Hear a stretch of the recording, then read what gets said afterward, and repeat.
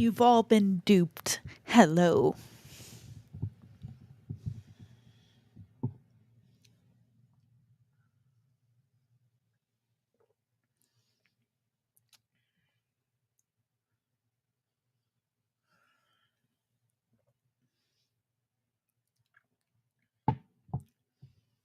All have been duped. He, he, he, he, he.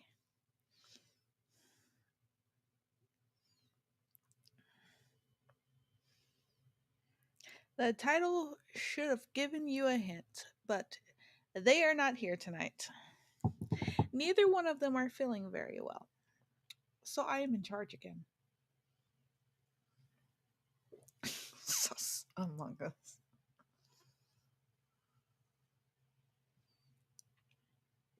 I mean, I even gave you my my starting soon screen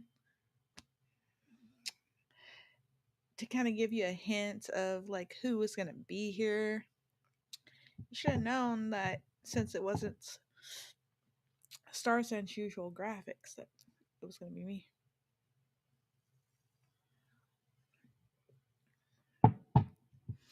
I don't know exactly what they're down with. I think Starsen lost her voice.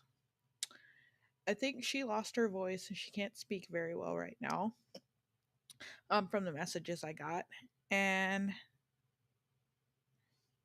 did you watch the Jubilee drop today? No, I did not, because I don't keep up with Jubilee. And then Peachy says she isn't feeling well. And that she's tired, which I understand. Now where's Rachel? I know Rachel has to be here or is coming in because I have some words for Rachel. I wanna bother Rachel. Hi, Chicky. I'm in charge tonight. Everyone seemed so surprised and bamboozled, and I gave them every hint that it was not Starset in charge today. Thanks for the Oreos, Aaron.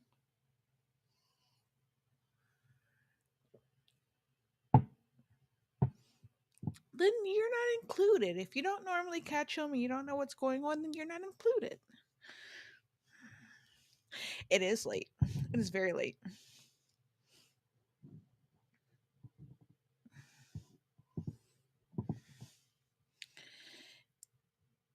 It's not very late here, but it's still late for me. Um, we were going to react to or discuss something um Peachy found. She wanted to discuss a Reddit article she found. But since she's not here tonight and it was her thing that she found, I don't want to just jump the gun and discuss that, even though when we do go for that Reddit article, I have a lot to say on the topic. Um, but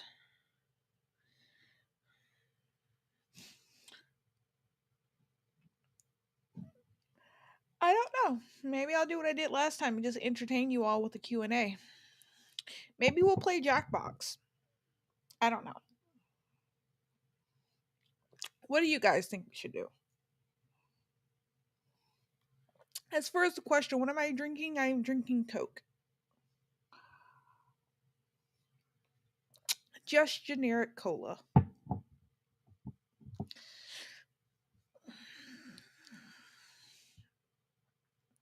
Yes, so the Viking is not here today. Connor, they can't here. Not everybody can see your chats. It's all kind of mixed up. We'll do this.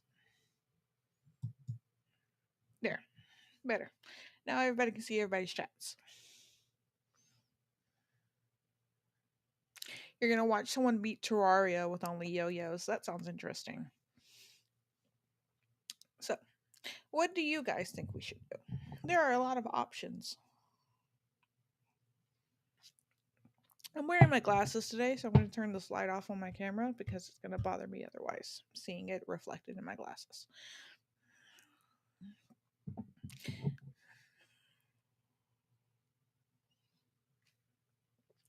I can do what I did last time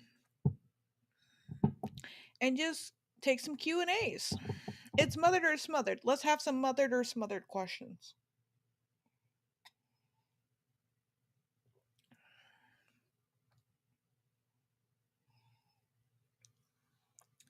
I am tired. I did something today that I never thought I would be able to accomplish. I woke up 30 minutes before church started, managed to dress the baby, dress myself, get my husband out the door, and make it to church and in the sanctuary, including dropping the baby off at the nursery before the sermon started. I did all of that in, I want to say, the span of 40 minutes. So I'm very proud of myself.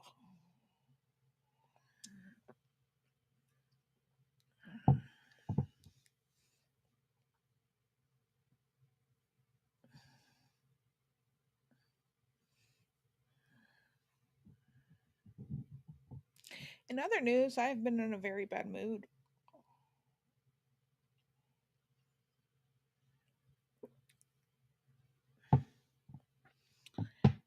Joelle, since you are new here, what usually happens at these streams? Well, welcome to Mother to Smothered.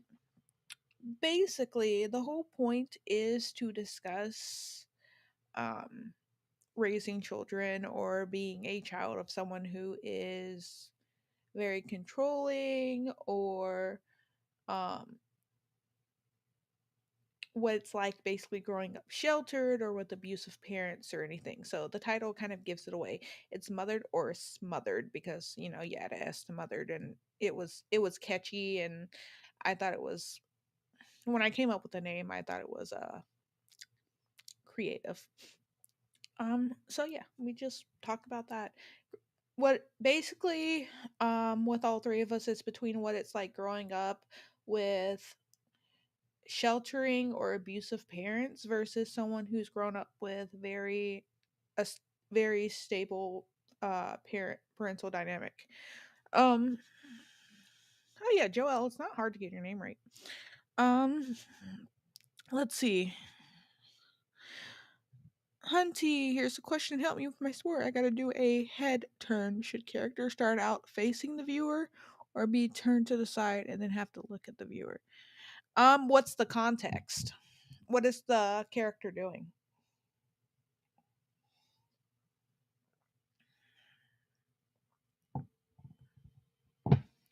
I have a very long and complicated name, and I'm of the mixed race persuasion, and almost all of my family is black, so I understand difficult names. We have a lady that comes in under the username of XM, and I think it's 112. And in YouTube, she goes by her first name, which is Zamaria. And I think I was the only one to get it right on the first try because I have a cousin with a very similar name. So you're not the only one who is surprised that I got their name right. She's standing kind of bouncing until she hears something and she has to look to wherever's off camera. Um, I think it'd be. I think it would set more mystery if she was standing to the side, like she was standing sideways, head turned. Okay, so let me do it right. Kind of like this, where she's like standing this way and she's kind of looking this way, but she's kind of looking at the viewer. And then she hears something off in the distance. She's like that.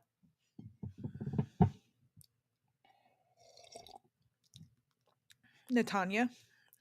Your name's not hard either.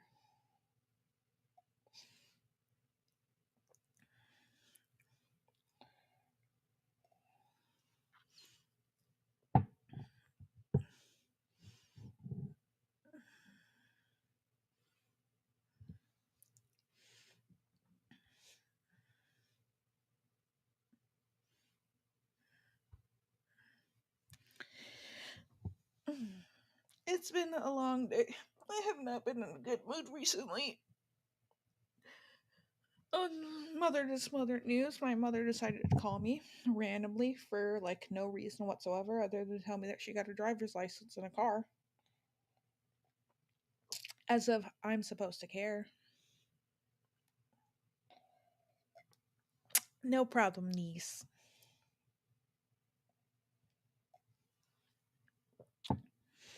So I sent her a very strongly worded message and she sent one back trying to guilt trip me, and I really don't care.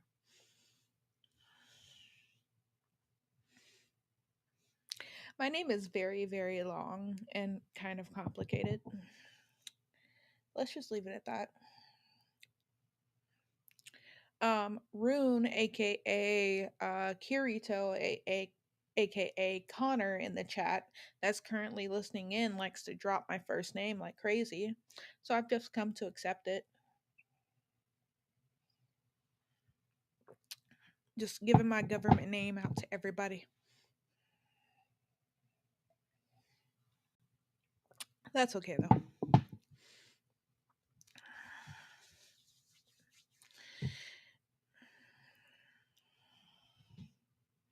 Okay, let's pop off. Let's start with a question. What would be a good opener? Um, okay.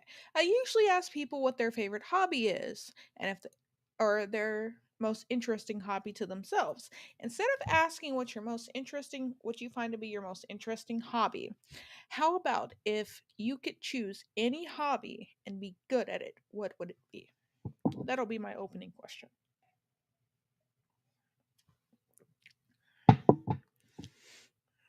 If I had to choose, I would probably do digital art and not suck at it really badly.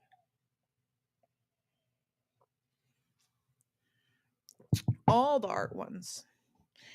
There's a lot of art mediums out there. I don't think you would have all the time for that. But if you were really, really good at all of them, I would be commissioning you for a lot of things.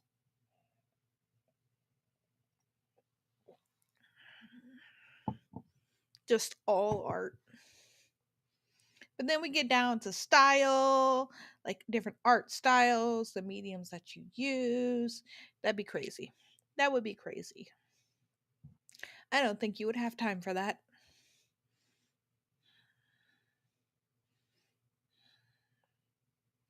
But if you did and you were really good at that, I would definitely commission you for some stuff.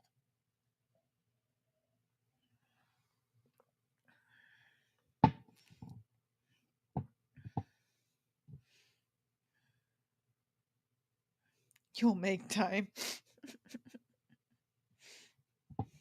Speed run your art pieces in 1 second flat. Make yourself a lot of money. Ooh, a physical hobby is ballet. I want to go back so bad, but finding adult classes is hard. That's very fair. My body is ruined. I wish I could do something physical. I got winded taking the baby on a walk around the block today.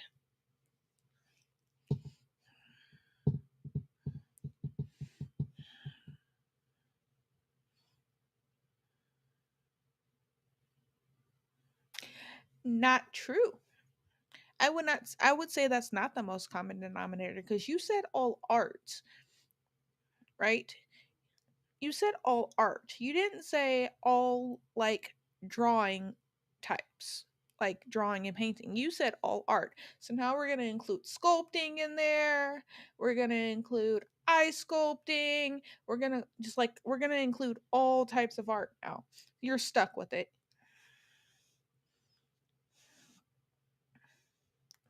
Hi Bublito. Nail art. I wish, yeah. I have like nail sets, like an LED nail dryer. That's fair. About now what you mean about the common denominator. Now we have more context. I have a LED nail dryer and a few like uh nail polishes upstairs that I haven't played with in like the longest time because I just don't have the time to. As sad as that is, I would love to be able to play like paint my nails and stuff. I just don't have the time. There's a lot of things you don't have time for when you have a baby.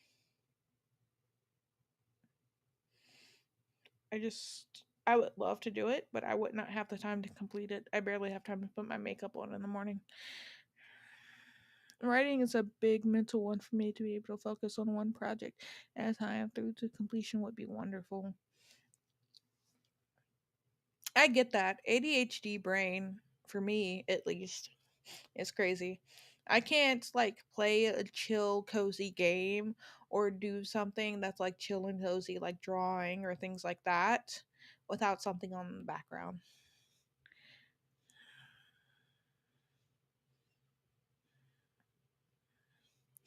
I know how to make a character in a 3D form that you can hold. I already did. It took 9 months and 5 hours of pain.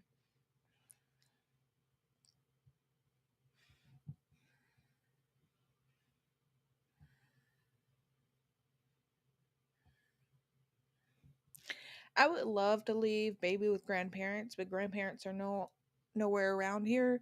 Dad works until like 5. And I find stuff to do. I find time to do the things that I want to do. It's just painting your nails and doing it right takes so much time that I wouldn't have time for painting my nails. Um, because I don't have a very steady hand to begin with. So it takes me a while to paint my nails. And then there's the process. Then if you want to do a design, then you have to do more coats. And so like it takes a little bit of time because I'm doing it to myself too, which makes it take longer than having somebody else do it for me. So that's why I don't have time for that like particular thing. Um, but I do find time. That I can do. That I absolutely can do. So I was gonna do that tonight, and then the day got away from us.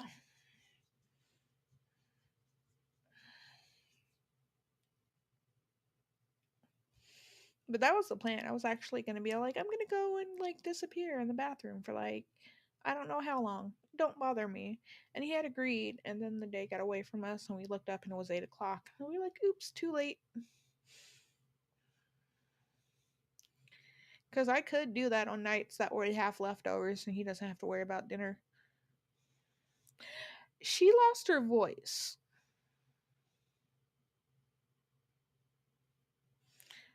As far as I know. But that would require sex, which is only for marriage as per God's rules. Therefore, I am unable to do that because I'm single as a Pringle. And yes and no. In this day and age, it does not require sex. Nails can take so long. I've taken to wearing falsies recently because they don't break as easily if they pop off. I just glue them back on. That's fair. I don't like the feeling of glued nails. The only time I ever got my nails done where they were like extended like that with like glue ons or anything like that was if I had bitten my nails down so bad that I was in a constant state of biting my nails. So I couldn't bite my nails because I bite them if they feel uneven, is the problem. So I would go get my nails done and then let give them a chance to grow out. And then when I took the false ones off, I would just file them because if they feel smooth, I don't bite them.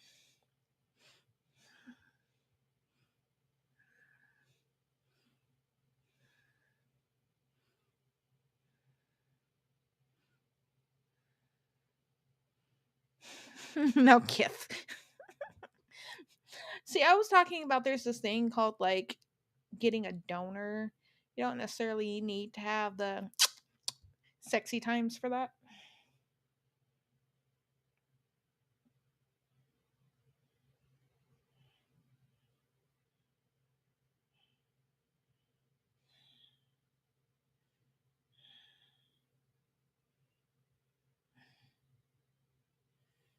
All right. So we've gotten some people putting their answers in chat. Now, for you peeps, let's get into some mothered or smothered questions. I know we got some curious little brains out there. Oh God, don't bring Nathaniel into this.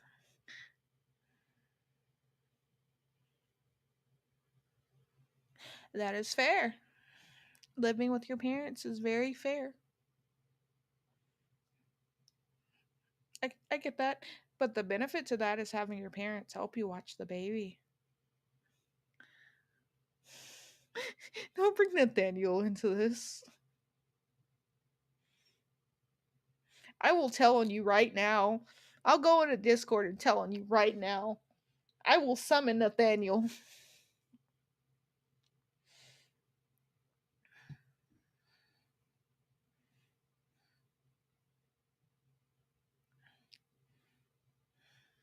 Gotta say, I love commentary that make valid criticism and common sense topics like the Bopo community. What's the Bopo community? I don't understand. I am internet stupid.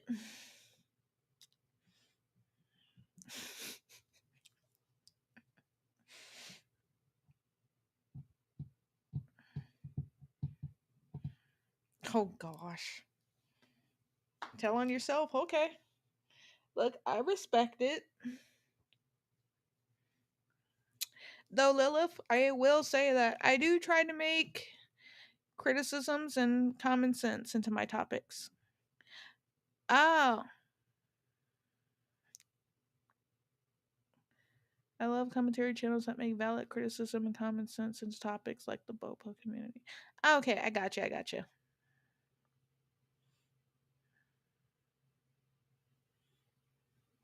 The body positive health at all sizes. I will say that you can be healthy at large sizes. I will not say you can be healthy at all sizes. There comes to a point where if you've reached a certain size, something's wrong.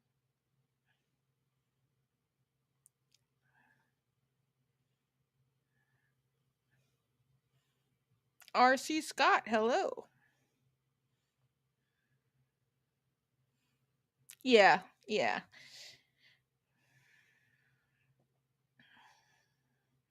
I mean, I'm the heaviest I've ever been because I had a baby and I didn't lose any of the weight, but I don't consider myself to be too bad off.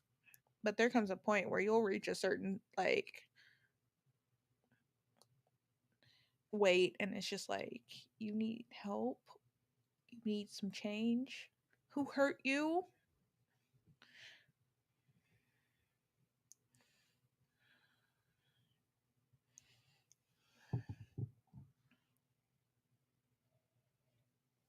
There's not even anything left in this. I'm just trying to look cool. Okay, I lied. There was like a drop, a tiny drop. Sometimes that's all it takes. I have a baby as proof. My husband's still awake. He needs to go to bed. He has work. It's nearly 11. Dude, honey, I don't even know how to break mine. I'm just constantly hungry.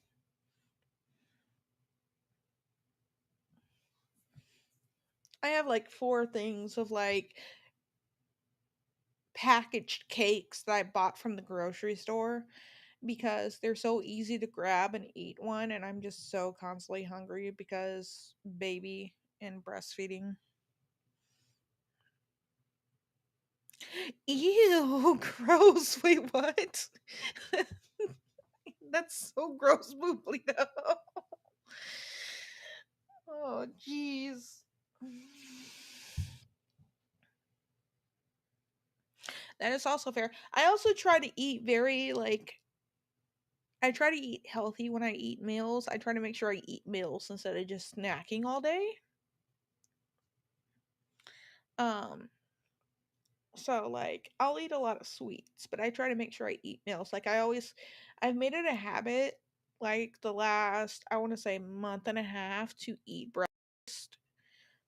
So I'll make something for breakfast. It's not always the most nutritious thing, but I'll make like oatmeal or waffles or something for breakfast, like an actual breakfast food. Sometimes it's Pop Tarts, which aren't the greatest thing, but they're quick. And I'll make something for breakfast. I tend to skip lunch, and then dinner is usually homemade. Um, so whether it's fresh or it's leftovers. So the rest of the time, if I happen to like want to snack on something, I just snack on something.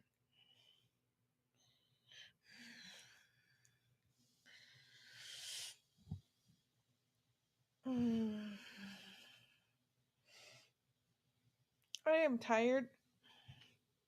I have been getting okay sleep the last couple of days. Uh, Not great sleep, not good sleep, but it hasn't been horrible sleep, including with the baby because we sleep trained her. And so she's a little bit easier as long as I don't bother her. But I think it's catching up with me how sleep deprived I actually am because I've been getting decently okay sleep. And then I've been oversleeping and I'm just tired. Or let's say not oversleeping, sleeping past my normal time to get up. I made spaghetti yesterday. I made homemade meatballs. The spaghetti and the sauce were store bought. I usually do that and then I season it myself. Don't tell Starsan. She'll wring my neck. And the meatballs were homemade because we had deer meat in the freezer and we were trying to clear everything out. So I defrosted the deer meat and I made meatballs out of it. Um and that's what we had. And then I made Red Lobster Cheddar Bay biscuits because they sell them in like the pack that you can make and stick them in the oven. And we had that with our spaghetti. And I made brownies. Hi, love you. Good night, love you. Dream about me. I might.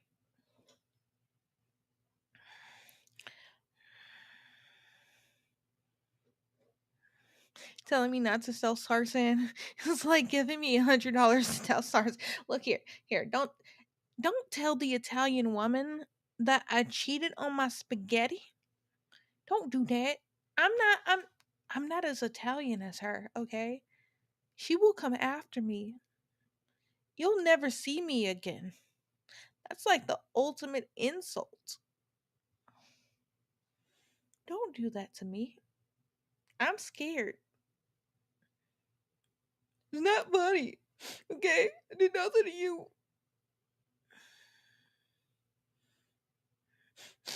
No, just don't say anything. It's not lying unless she asks. Shh.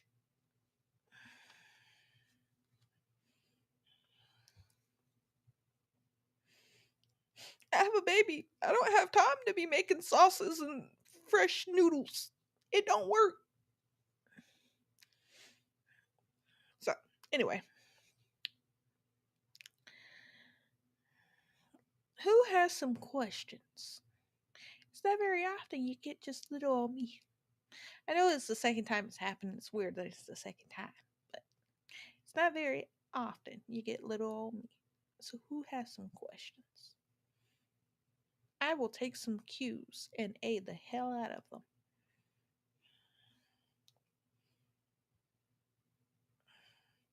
You can ask me about my opinion. You can ask me about specific things growing up.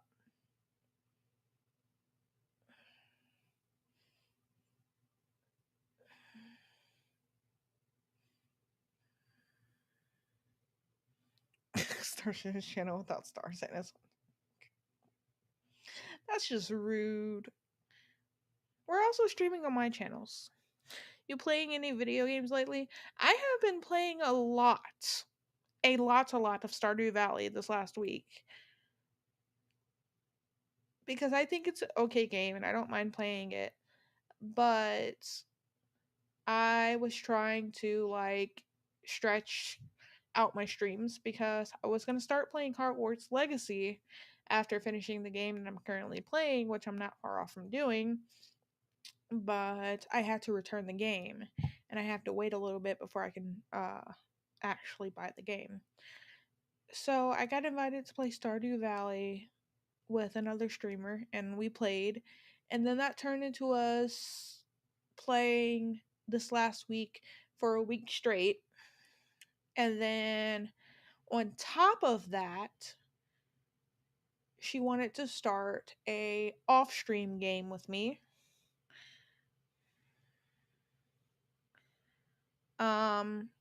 So we were playing that after streams and like during this weekend we had an off stream game going, a separate game. And then yesterday I started playing a solo as like just a chill, cozy game that I can like stop and walk away from between taking care of the baby and whatnot. So I've been playing a lot of Stardew Valley. Go to what are your mindless go to comfort games? Mindless go to comfort games. I mean, there's so many. I don't even know. It just kind of depends on my mood.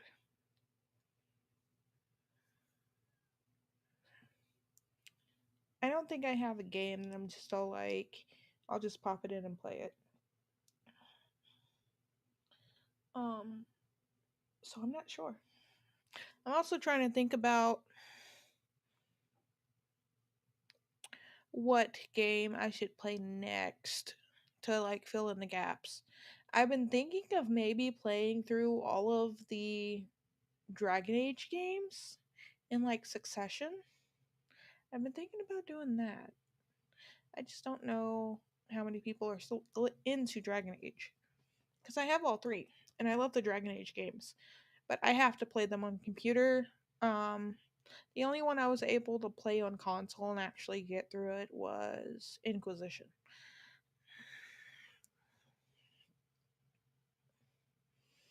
But as far as I don't play like a lot of mindless games. Okay, mindless comfort game. I get on my mindless comfort game is I get on tabletop simulator and I do jigsaw puzzles.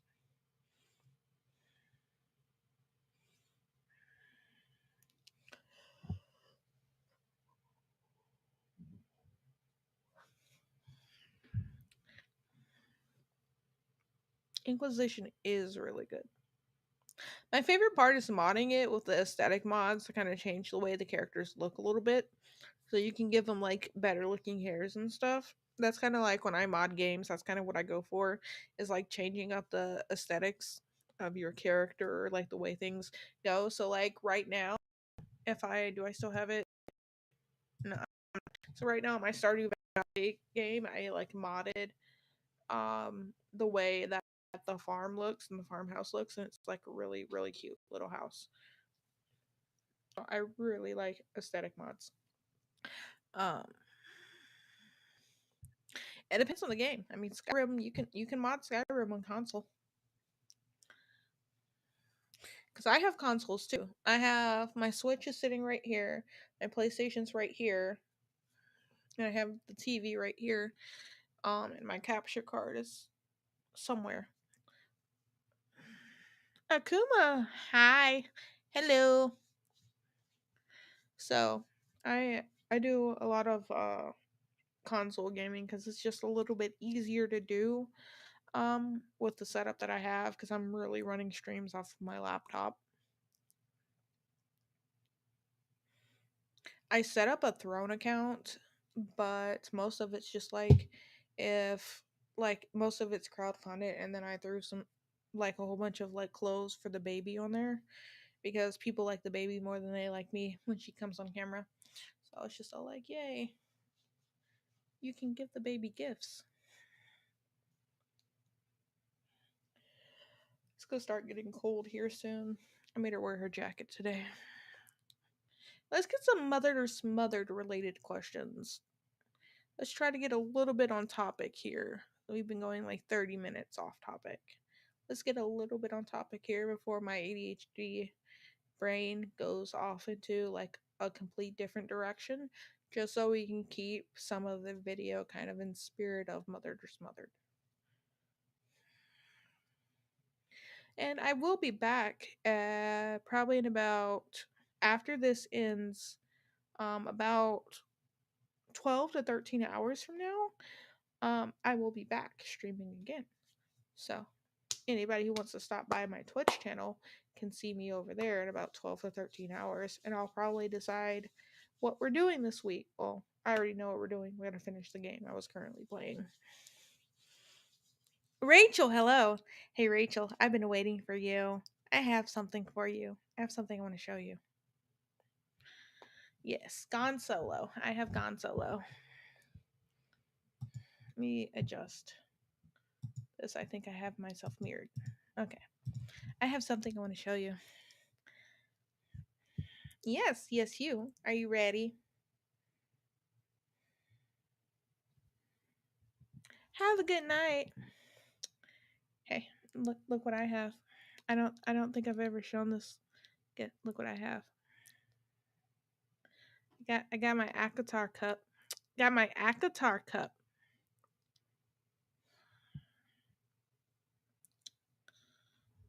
So wanted to let you know that that book series is so great that I ordered a cup.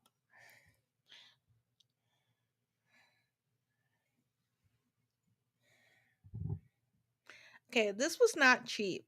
This was not cheap. This is a pretty solid mug. The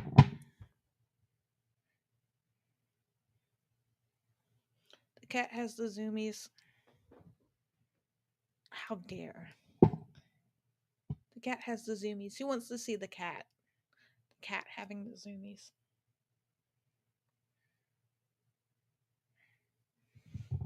Cat's having the zoomies. She's right there. I think my computer screen is kind of in the way a bit. You might see her if she posts where she normally likes to go. Or better yet, here, kitty, kitty, kitty, kitty, kitty, kitty, kitty, kitty, kitty, kitty, kitty, kitty, kitty, kitty, kitty, kitty. There's Zoomy Cat.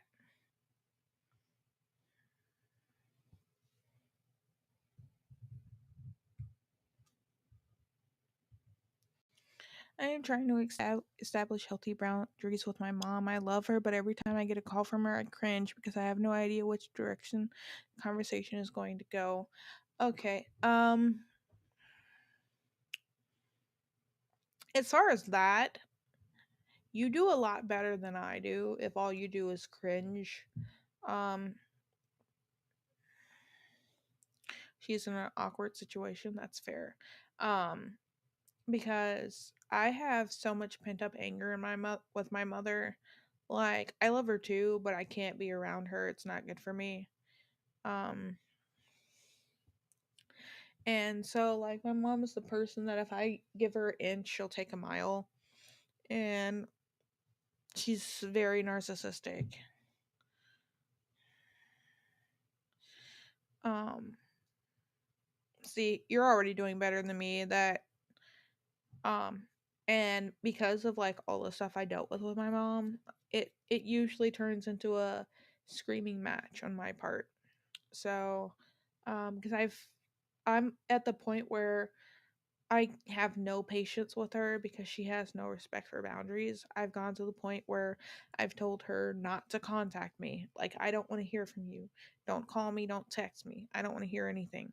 If I get an update on her, it's usually through my grandmother.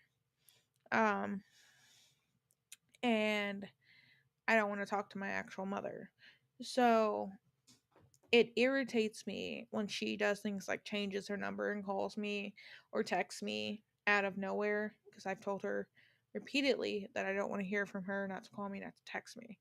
And so usually if I answer the phone, I'm just immediately yelling at her, telling her to leave me alone because she still has not respected the fact that I've said not to call me and not to text me. And so the last thing I said to her when I answered the phone was I called her out on her bullshit, told her that I wanted nothing to do with her, that she was abusive, and I was tired of her, not to call or text me. And her text in response was, okay, fine. I see where your loyalty is.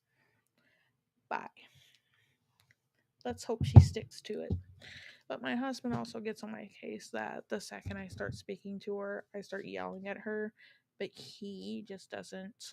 Like, I understand I probably shouldn't jump immediately to yelling, but, or screaming. But he also does not understand the amount of heartache, stress, and just pain that woman has me through. So, we'll see if I get better where I go from there.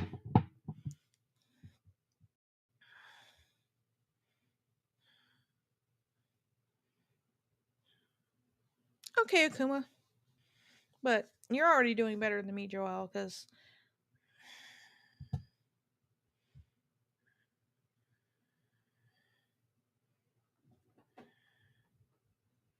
churches are like that. There are a lot of churches out there that are very self serving. And it's sad. It took me like a long time to finally find a church that I'm happy with. Like, it's to the point where I'll like wake up and ask my husband, I'll look at the time, it's like, hey, I feel like going to church. Like, I usually don't do that. Usually I just show you don't care.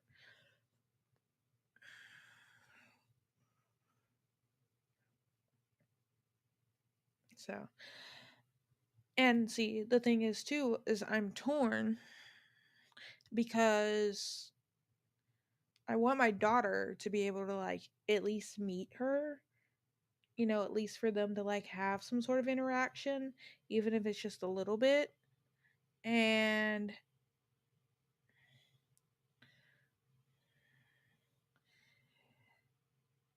so the plan was originally when we first took our trip, because we postponed our anniversary trip. So when we took our anniversary trip finally, last place I knew she was living was just a slight bit out of the way, not by much, and we were gonna stop. Um and just like take her out to breakfast. Just so she can meet her granddaughter. Because she's 7 months old now and she has still yet to meet her. And I called to get the address, and my husband was going to be with me, so I felt like I was going to be a little bit better because he's a good like buffer mediator, however you want to go, kind of keeps things calmer. Um, and she had moved, but this time she had moved somewhere that was on the way to visit my father-in-law. So the plan was next time that we take a trip to visit my father in law, just kind of stop on the way and try the same thing, have breakfast and let them meet. Even though I don't want much to do with her, I'm willing to do it just so like they can meet. I feel like it's a little bit fair, but she can't even respect the boundary of me telling her not to contact me at all. I don't want to hear from her at all. Like, I'm done. I don't want any relationship between me and her. I'm willing to put up with her for the baby, but I don't want anything to do with her personally. And she couldn't even respect that and keeps calling and texting me. And I hadn't heard from her since I think the last trip that we took. So I was willing to be like, okay, she's starting to learn to respect me a little bit. I'll let her meet the baby. But she's kind of dashed that. So now next time we go, she it's just on her. Um my dad still attends and the pastor isn't holding him accountable for his terrible behavior. And the pastor instead victim blames my mom for why my dad did what he did. Uh I'm gonna guess your dad's abusive. There's a lot there that's just I don't have context, even vague context. I don't know how much you want to share. Don't feel like you're being pressured to share if you don't want to share. Um, but it sounds like your dad might be abusive. And sadly, not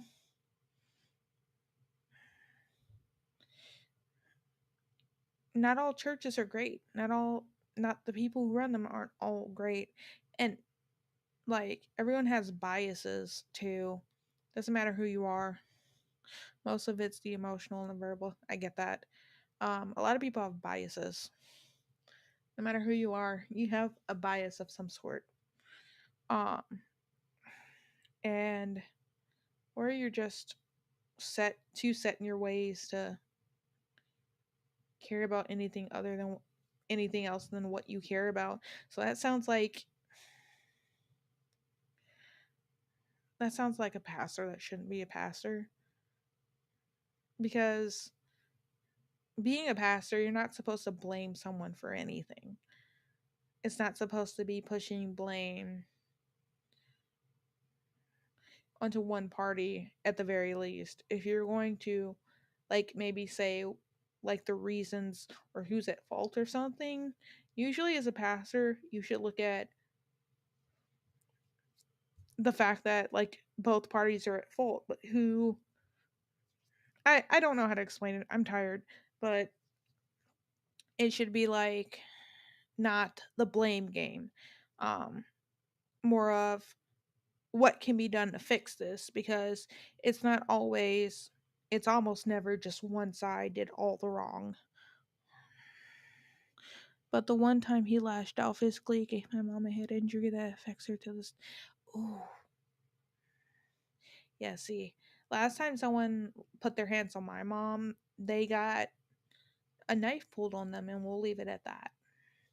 Because I'm not a very violent person, and I also will say that if my mom starts it and the consequences are justifiable, I'm not going to stick up for her. But the person that did it, I knew happened to have a temper, and it wasn't the first time that they had beat on my mother. And while I'm not a big fan of her, I'm also not going to stand by if someone's just bashing her face in for no reason. So, I get that. I get that. I've been there, done that.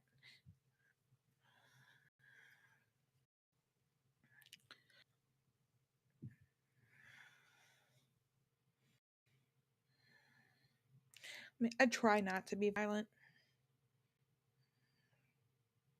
I do have some like anger issues, and I tend to throw things sometimes, but I try not to be. I'm working on it. I'm working on it. I'm trying to work on it. What was the last thing I threw?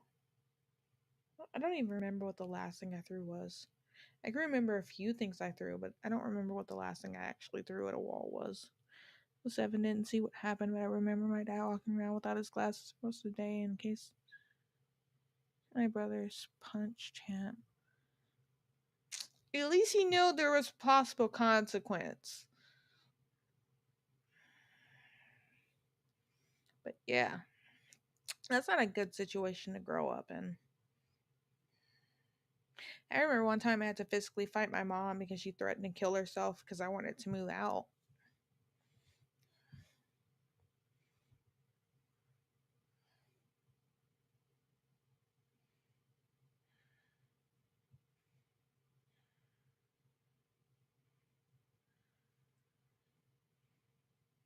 It was not a fun day.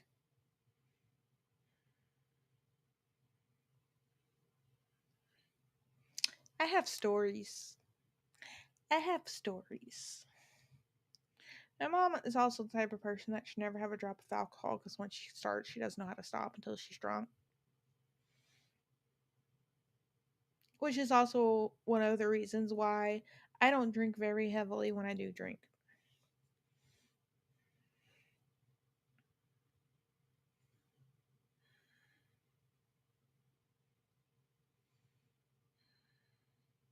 My mom is not like a single person I've ever dated.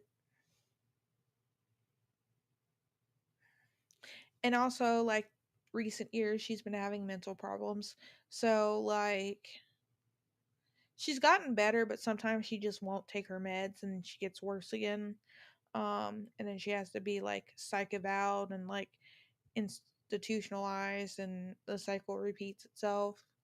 But she gets into her head sometimes that my husband, and it wasn't necessarily always him, it was sometimes it was roommates or old boyfriends or things like that, had gets it into her head that my husband is trafficking me. So that's fun. There was also a time when one of my old roommates, gay man by the way, was dealing with his father's death because his father had died from cancer. They knew he was going to die because his dad was tired of fighting. His dad went through chemo 3 times. So he said this time he was done. He was tired. He was over it. And his dad was a little bit older. But they were dealing, it was like after his dad had died, and they were dealing with stuff. His mom was over. They were, I think, making funeral arrangements or things, something like that. I don't remember exactly what, but his mom was over. And so I was gonna leave them be and I was just gonna stay in my room like I normally do, because it was usually I went to work until like 2 a.m., got home probably about before 3, ate something, played some games, did whatever I wanted till about 6 a.m., went to sleep, woke up probably about 2 or 3, did whatever I wanted to do until about 7, and then was right back to work. So we didn't really bother each other. We barely saw each other. Um, so I let them be, and we get a knock on the door. I think I didn't hear the knock, but apparently someone rang the doorbell or knocked or something. And then he comes to my room and tells me that there are cops there. And so I go down wondering like what's going on, and basically what had happened was my mom had called them and said that I was being held there at gunpoint. Um how she got that into her head to this day, I don't know. I don't even remember what happened that day. Maybe she called and I didn't want to talk to her, and I told her such because she had done that a few different times where I told her I didn't want to talk to her, I didn't want to see her because I was busy or whatever, what have you. And she called the cops telling them some insane story about me being held against my will or something like that. So there was a time she called the cops because I went to stay the night with a boyfriend of mine, and she knew I was going. Like, I told her I was leaving, that I would be gone all night. I was like 19 or 20, I believe.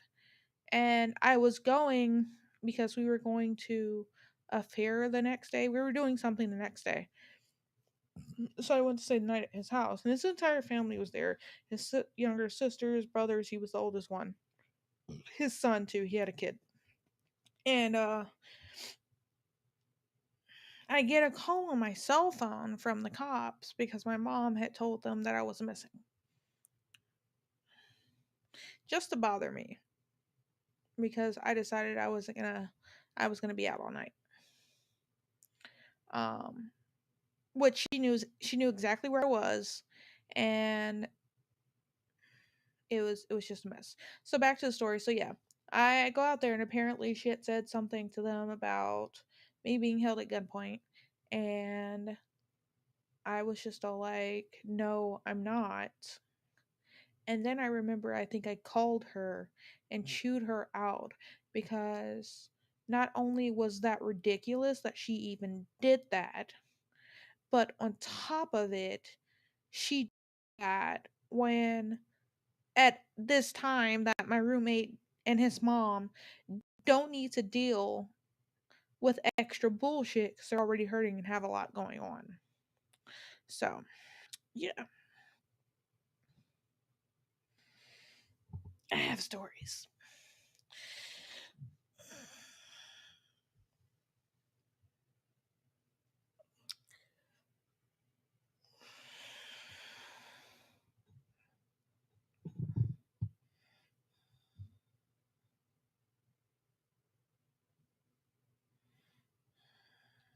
My mother just doesn't like anyone, and she also seems to think that even to this day, I have to listen to what she says, and that's just not how that works.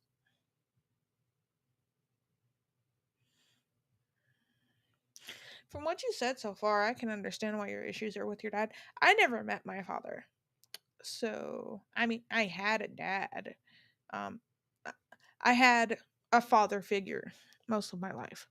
Um, So that's who I call my dad, but my actual father I never met. And I think the last falling out actually involved that because I did a DNA test and I found a whole bunch of people that I'm related to on my father's side. And so I was trying to track down who maybe it could be. And I went to go ask her questions because I got in touch with um, this lady who's part of the family, and she has been like tracking the family tree on that side because there were a lot of people in that like family that got like adopted, like they were put up for adoption. So and all like split up, and so a lot of people in that family don't know each other. And so she was like trying to track everybody, so I got in touch with her, and she did things like that for a living. And so she had me like give her all the information based on like who in the family I was related to and how closely related I was. And so she gave me like this like section of the family. She's like, your father is probably from here based on like how you're related to these people. And so to try to like narrow stuff down, I talked to my grandmother a bit and tried to talk to my mom a bit about some of the information. And then my mom started trying to gaslight me and then stopped answering my questions. And I felt like she was trying to sabotage too by choosing to lie for some of the questions. So after she tried to gaslight me, of me about me asking questions about my father, and say a whole bunch of ridiculous things like, I can pull up the messages, but she said, here, let me see.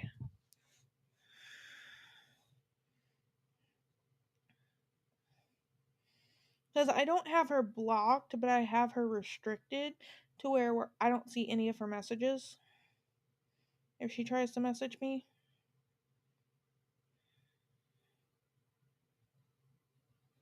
Let's see here.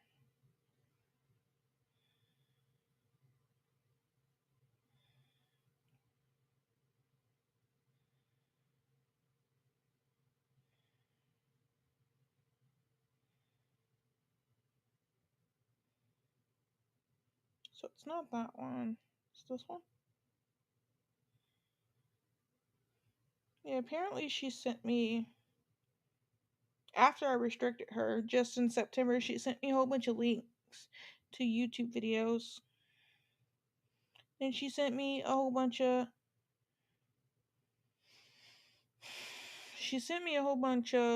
posts she shared where she uploaded pictures of me from when I was like in my early 20s. Pictures of me and my dog that I had back then. There's a whole bunch of links to stuff dating all the way back to like July.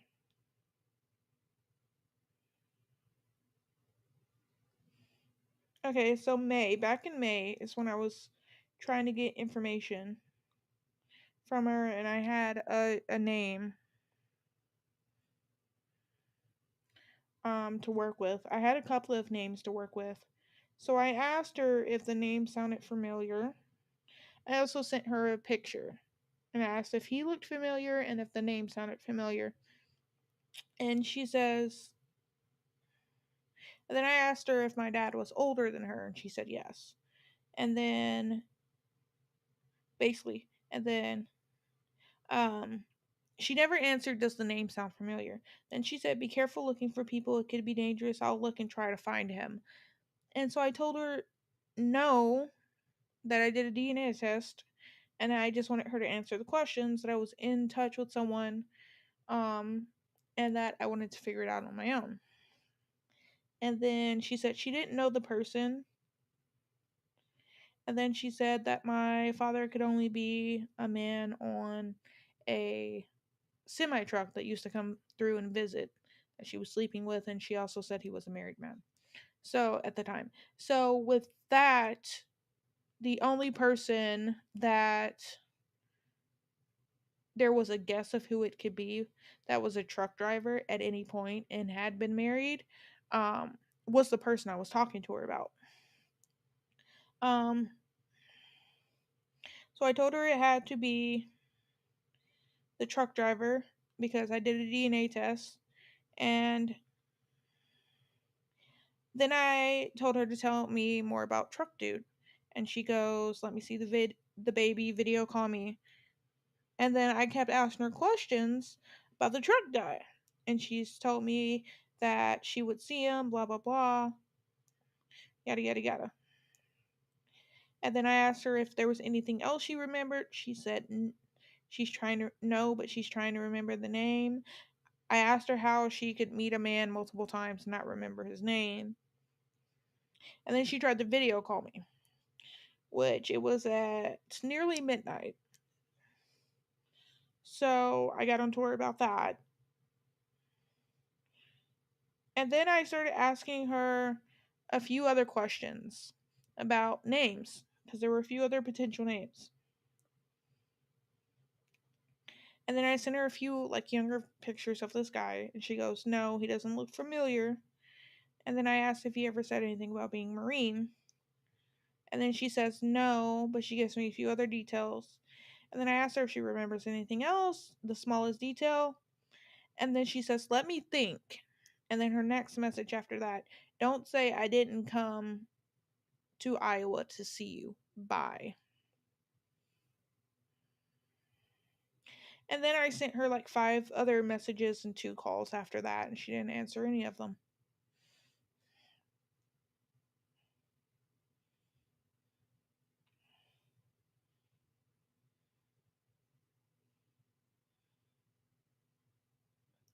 So yeah, that was kind of my last straw with her.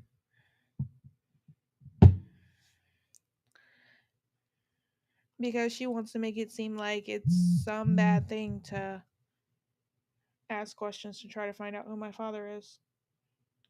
Like it's some personal attack on her that I want to know who my other parent is. And the only reason I even started trying to find out was because I have a baby now and I feel like I should figure out who the other side of the family is for many different reasons. For one, she might have another more grandparents out there that we're not aware of, and there's health concerns and different things like that. So, because I'm not new, I wasn't too concerned with finding him because I didn't really care. But when you involve a baby, it's a little bit of a different story. Even if I like found who he was right off the bat, like immediately, I didn't want anything. So there's that.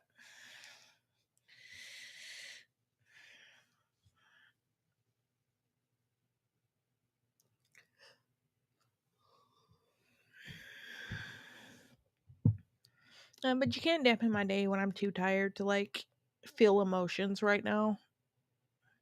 I'm also kind of emotioned out. Today's been a crazy day.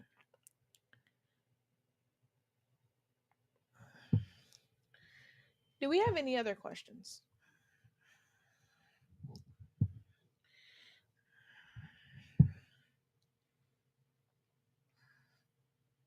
Story time with Faye. We had so many people in the beginning, and now it's just quiet. You guys, I know you're there. Uh oh. Let me check on the baby. I heard baby make noise.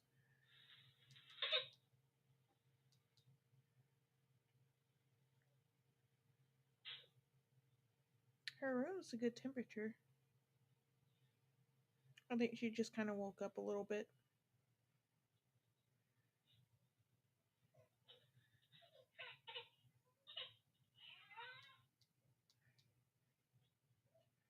We'll give her a few minutes and see if she settles. If not, then I'll grab her and I'll bring her down here and let her have a bottle, and then she'll go back to bed. And you guys get a chance to see baby. But we'll see. We'll see. I'll give her like 5 minutes.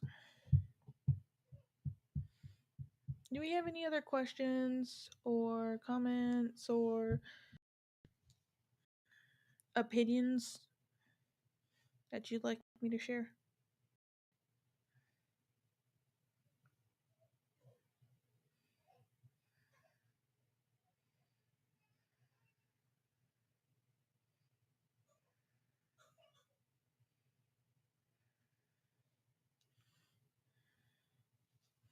I picked up my phone to check one thing and then the baby started crying.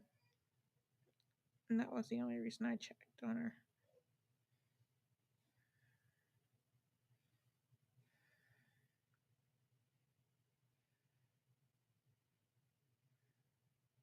Okay. Parenting hot takes. Parenting hot takes. I think I've covered all of my parenting hot takes in past broadcasts. Um, I think a lot of my parenting hot takes aren't hot takes if you're a parent. First one, I guess, parenting hot take. I think it's okay to let your baby hurt herself. Obviously, I don't let her like go nosediving also off of things. Also, she's not old enough to do that. She's not that mobile yet. But I don't rush to her aid when she does things like flop or face plant on the floor.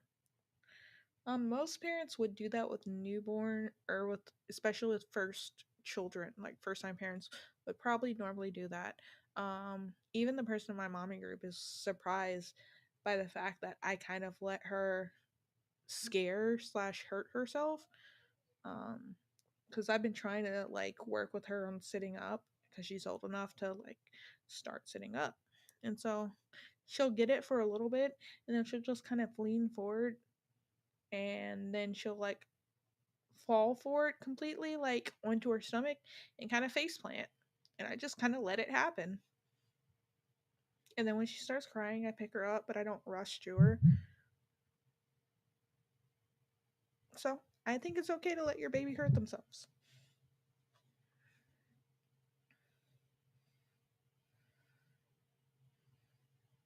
That's one of my hot takes.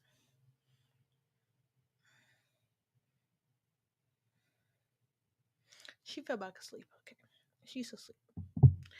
She got quiet, so I was making sure she wasn't awake.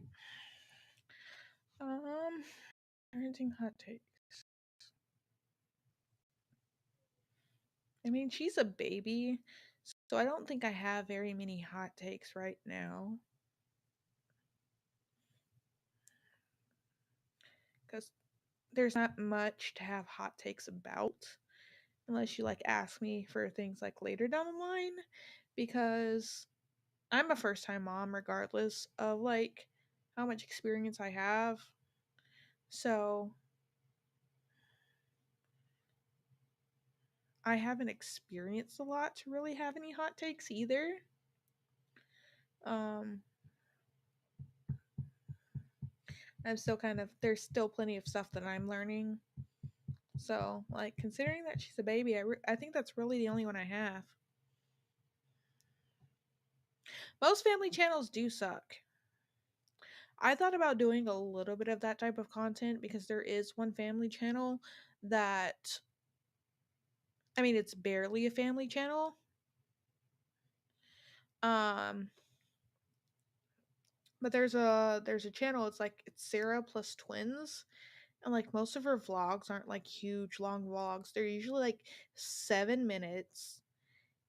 It's usually just her playing with her kids or them doing like fun little quirky things, and it's like half kids half her, and then a good amount of her shorts are her doing like baby related like educational things. Like there's one where she explains the things with babies and object permanence. There's one where she like tries to get her baby to like sit up kind of like I've been doing, where you kind of get a little bit of a funny moment haha out of it, but you also kind of learn a few things off of her channel. So it's not like this huge giant production. Um Stuff like that.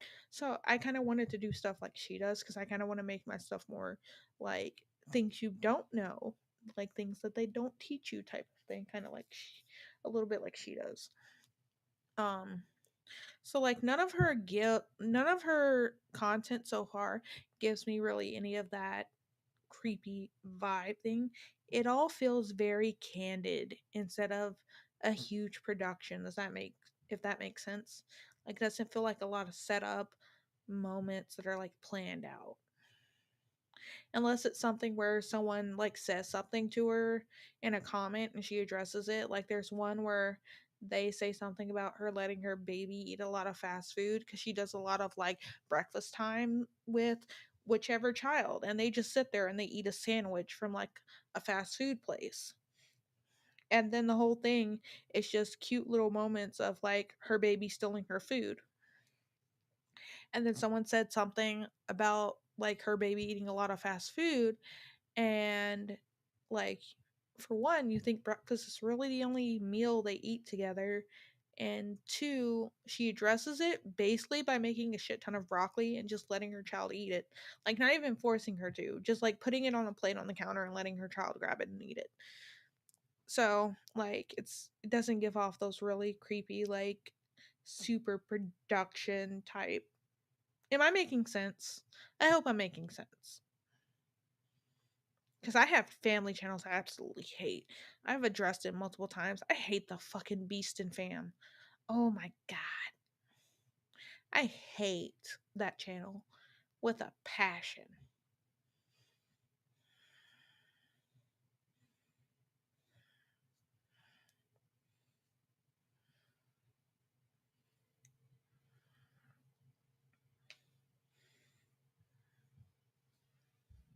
I've addressed that a couple of times where like they put shorts to make it seem like their kids are just they're just having such a bad time and their kids are having such a bad time. Yeah, the Ace family is a bunch of scammers, but as far as their like the kids side thing goes, a lot of what they do isn't necessarily fully centered on their kids because I've watched some of their videos. A lot of it's the adults. Um or it's like 50-50. It's not 100% kid centric where all the content is basically involving the kids. Um because like with the Beast and Fam, I like shared a video about how they took their kids out to the beach in Australia and they paid all this money for a trip, and then the older one was throwing a tantrum and the younger one was screaming, and I'm like, well, the older one's throwing a tantrum because he's two and that's what they do. That's fair. Like, I don't see a problem with like doing like I said with Sarah plus twins, where like her vlogs are like 7 minutes long. Like they're not very long at all. She doesn't like put a shit ton of content out that involves her kids. Um, because a 7 minute vlog is like barely anything. Um, a lot of her videos are even shorter than that. Some are just legit the 2 minute, like having breakfast with her baby type videos where it's not constantly having them in front of a camera. But the video I was referencing was that they took their kids to Australian Beach. It was like 2 year olds like throwing a fit because he's two and he's screaming and playing at the same time. He's two.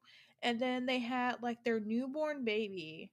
She couldn't have been older than 3 months, I think, at this point, on the beach.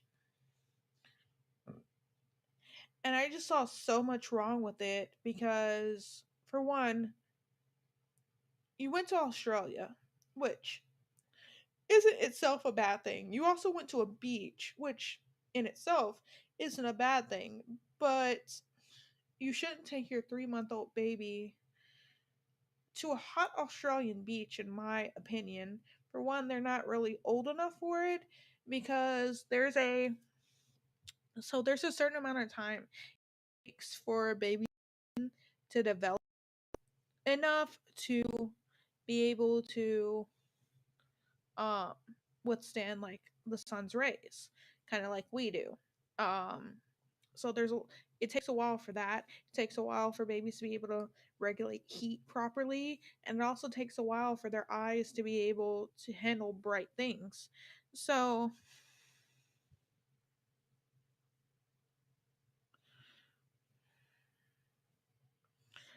and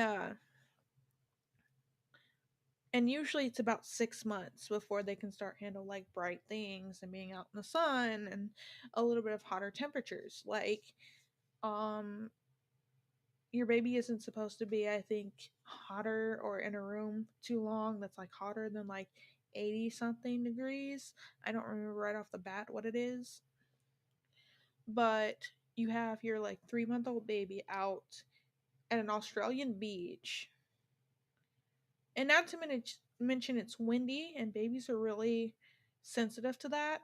Like my baby, if we took her outside, um, and she was outside and it got like even a bit, it's like even a little bit windy, it would like if it hit her ears, she just couldn't handle it. She would scream bloody murder. So you have her out here in the wind, and she's screaming, and you can tell it's windy because her hair's flying everywhere. And so you're showing a video of one of your kids throwing a tantrum, the other one screaming their head off, and then you just turn the camera to you and start shaking your head, kind of like, kids, man. Like, take your baby somewhere else. Like, the toddler is one thing, take your newborn somewhere else. And there are a few other videos where they try to make it these cute moments where things aren't going their way. And I can just already see the bullshit. Like after becoming a mom, and I'm zoning in, I can like already see the bullshit. Kids definitely should get to be kids. And like so like my thing is like I feel like there's a difference between family channels, right? I think there's ones where they like they do a whole bunch of production. They make their kids do this and they make their kids sit in front of a camera and like do like trends and different things like that. And then you have other channels where it's not a huge production. They let their kids be kids, and similar to like a home movie type thing, they record it and then take out anything that would really be an invasion of privacy and just throw some stuff together and upload it. So I think there is a real difference between family channels. They get a lot of bad press because most of them deserve it. That's what I think. When it becomes a huge production, you're basically making your kids be actors at this point, and instead of letting them be kids. I should show you guys a few of the videos I'm talking about. I think I did on my channel, but I don't think I ever did here.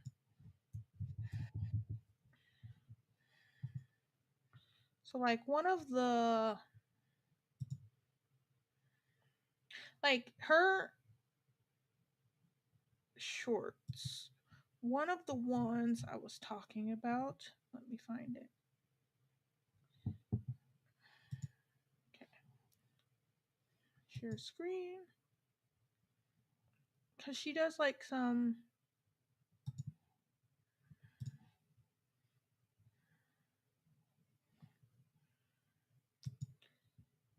educational content. Like this is the video I was talking about here. Interesting fact about babies. This is in fact a baby. Babies actually think that they're an extension of their mother. That you think that you are me and that I am you up until about 6 months old. That's why babies can have a lot of anxiety or stress when being separated, specifically from their mom or their primary caregiver, because they think they're one and the same. Is that us? Eventually, babies do figure out that they're their own person, their own body, feelings, thoughts. Up until then, they don't even know that their little hands and feet are their own. Oh, are you trying to go and be your own person? Okay, she's grown up. Interesting fact about... Yeah. So, like a lot of little things like that. So, I thought about doing something kind of similar to that. And even like her actual like family vlog type things are very short. They're not hugely production. It's usually just her setting a camera somewhere talking. Like I think the one she uploaded today that I watched, it like literally starts off the kids are taking a nap. She says they're taking a nap. She finds cookies in the freezer. She bakes the cookies. Says which one of her kids are gonna enjoy it. And then it's just a few like clips of her taking her kids to the park. And that's it. There's like nothing really there. She's not filming her kids' temper tantrums or making them pretend they're sad. Different things like that. I hate the like the fake production. Like quit trying to make your kid be an actor. I hate that. I could talk about this all day long. So I thought about doing something similar. Oh, my butt sitting in the chair wrong. Because I thought it was like a real like interesting thing to do is to like hit topics like that and make just like cute little videos but kind of make them like educational. I don't know. I got a camera for it. I haven't even like done anything even remotely like that.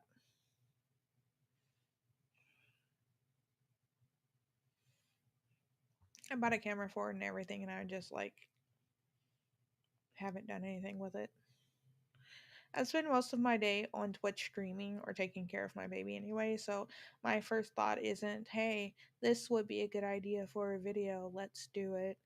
Like, even when it comes to the educational things, like, recently, she's in her grabbing phase, and I feel like getting a video of her. She would be too interested looking at the camera for me to actually get a video of it. But I feel like getting a video of her doing the grabbing type stuff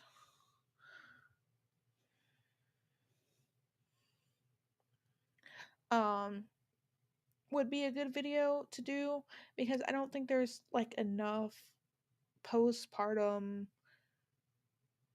or like older baby things to like let parents know that everything's okay type content. I would like to do that because recently she's been doing this thing where she likes grabbing everything. She's in a grabbing stage, which is fine. And usually everyone who covers that usually does funny videos about the baby like grabbing everything they pick up, but it's usually all staged. They'll hold the baby, they'll grab something, the baby will take it.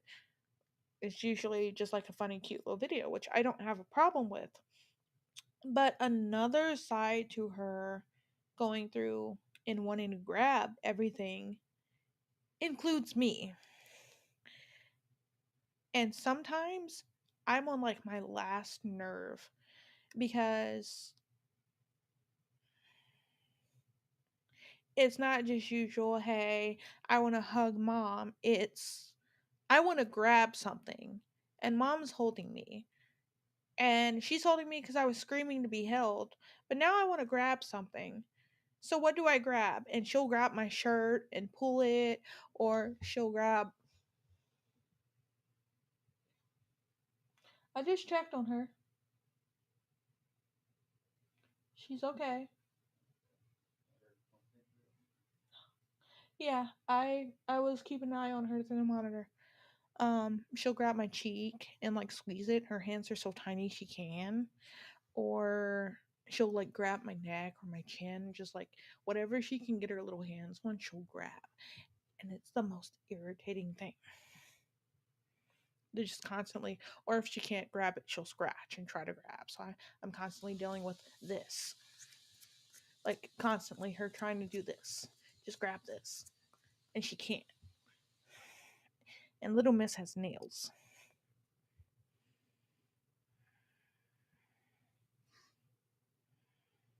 So I want to be like, it's okay to be irritated with it.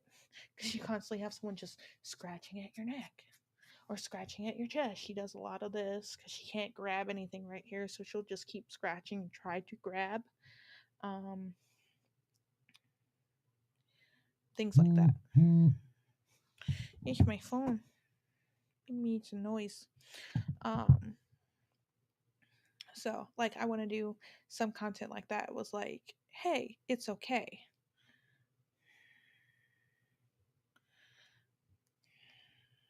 I purposely try to set up my husband so she'll pull his hair.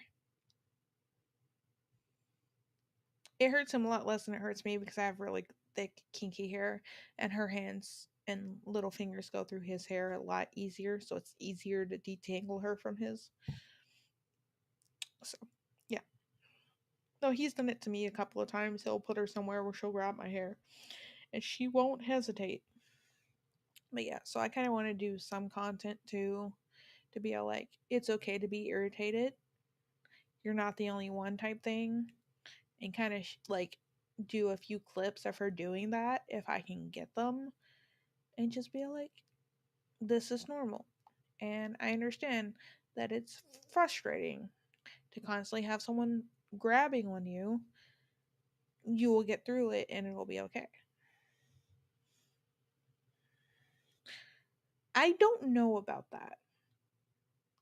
Should you embarrass them as a punishment? No, but there are also really funny videos of parents doing embarrassing things and they'll like film and upload it. Like there are videos of like parents going out to meet their kids at the bus stop dressed in like different costumes every day. Stuff like that I think is okay.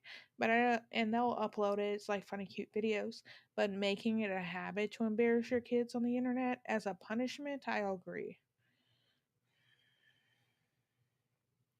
Again, it's like a coin flip, right? I mean, yeah, it's different, but it's like a coin flip where most of the people who do it are making it.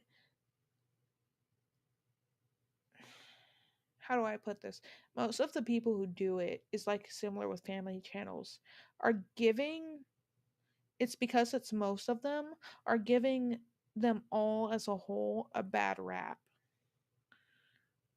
Yeah, dad showing girls how short shorts actually look. Those are funny. I like those. But or there's like one where yeah, or there's like one where there were some like cute guys that were driving and they pulled up to the side of the car and the like daughter is sitting in the passenger side seat and the father is or the mother is like driving and she's just all like what's wrong with you and she's like they're kind of cute yada yada and she's like hiding in the seat because she's all embarrassed and her mom starts rolling down the window and she's like mom stop.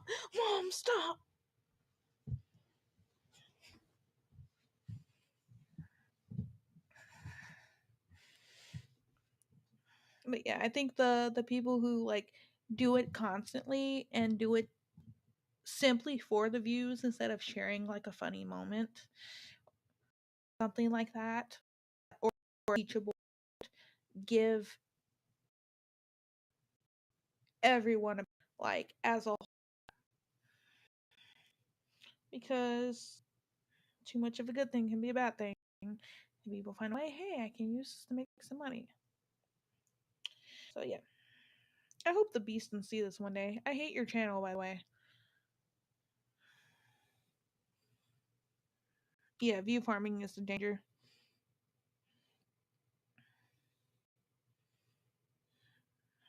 Like even when I stream while taking care of the baby. So she is on camera a few different times, but usually it's always in transition of her moving on to the next thing in her routine. So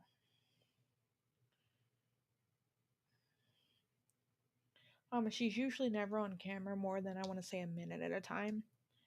Um so if she like say wakes up and she goes into tummy time, I'll let like people see her real quick, grab on a toy and chew on it before we go back to me, or I have her. You can see it right here. This is her bouncer. And I like having it right there. So like when I'm streaming, I can interact with her too. Because it's important to interact with her, right? And it keeps me able to do what I'm doing and still interact with her and, you know, be a mom. Um, and then a couple of times, depending on like what's going on, I'll have her in my lap as I'm like streaming and talking to people. And so she'll be on camera for a little bit, but she spends most of her day off camera because she'll be in tummy time, or I'll put her over here on the couch, she'll eat, or she takes her naps all the way over there. And I don't have the camera turned that way at all when I'm changing diapers and doing things like that. So, um, like I don't even have camera on her when she's taking a nap. I'll show them where she takes her naps. Like she's over there napping, but we're gonna leave her alone. So yeah, I don't even have her on camera that often. Everybody loves her more than me, which is fair. The command where you can ask what she's doing at any time of the day and I'll answer you. Because a lot of people, because I spend a lot of time off screen taking care of her when I stream. I probably get like, I would say 10, somewhere between 10 to 30 minutes of gaming per. taking care of her over the course of like 5 hours. Because I'll get like 10 to 30 minutes in, and then I have to put her down for a nap. Or then I'll get another 15, and she's crying because she's done with tummy time. And then I'll get another 10, and then she starts crying because she's bored. And then I'll get another like 5 to 15, and then she'll start crying because she's hungry. Hi, Lottie. How are you? So, I will say she's barely on camera, but everybody likes her more than me, which she's cute, so that's fair. I also set it up that I found a whole bunch of cute clothes for her, so if people want to buy her gifts, they can. I set that up. She doesn't need any clothes, but I found a whole bunch of cute stuff that I want her to have, so there's that too. But most of the people that are on my Twitch too that come and watch me are friends of mine, so it's not like I'm using them to buy my like kid things. Because again, she has everything she needs. She has all of her clothes, she has diapers, she has formula. We keep up with all that stuff, and I keep track of all that stuff. So it's not like she needs anything off of wish list. But hey, if you want to buy her a pink frilly dress that mommy really liked, there you go. Does she need it? No. But if you want to, you can. Because I also don't want my child growing up on camera on the internet. Baby or not, she also deserves her privacy.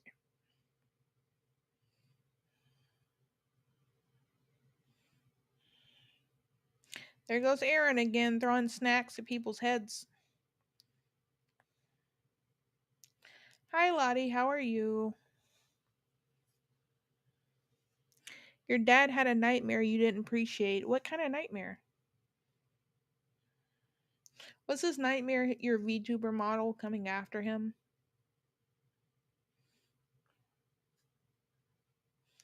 Anybody else have any questions? We can go for, let's say, another 30 minutes. But I am tired. I feel like I'm going to pass out, like, immediately. I'm going to give people time. Just text it to me then. Just text it to me. Here's what I'm doing. I'm gonna give people a few minutes to come up with questions, and I'm gonna go wash the baby's bottle. So it won't take long. I'm just gonna wash it real fast. It'll take me like 3 or 4 minutes, and okay, Aaron, and then I'll come back and see what questions you guys have for me. I'll give you guys time to think. I like to wash her bottles and have them ready for in the morning because that just makes my morning significantly easier. So when she starts telling me she's hungry, I can quickly just put powder into her bottle and give it to her instead of having to wait until I wash it and everything.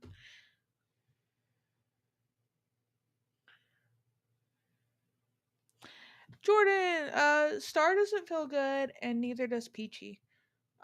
So I'm gonna give everybody time to think of questions, and I will be back in no more than 5 minutes, and I might grab myself some more soda.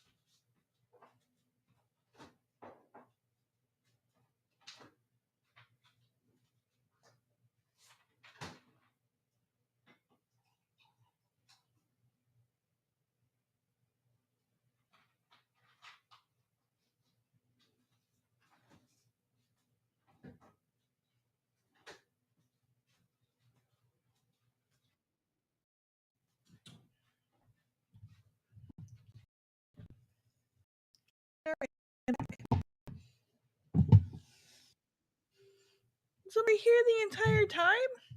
Why didn't you say anything?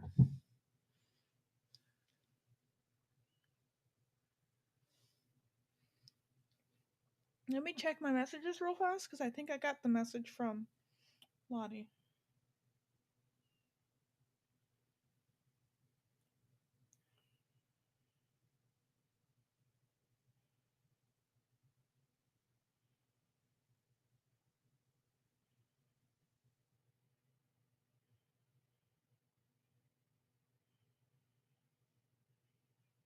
Oh,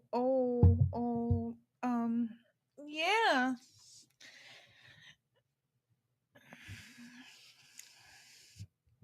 It is spooky month. That's all I know how to say to that. Uh,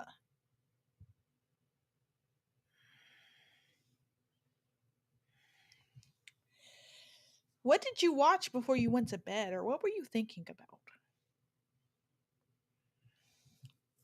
Let's see. Erin said she chatted something.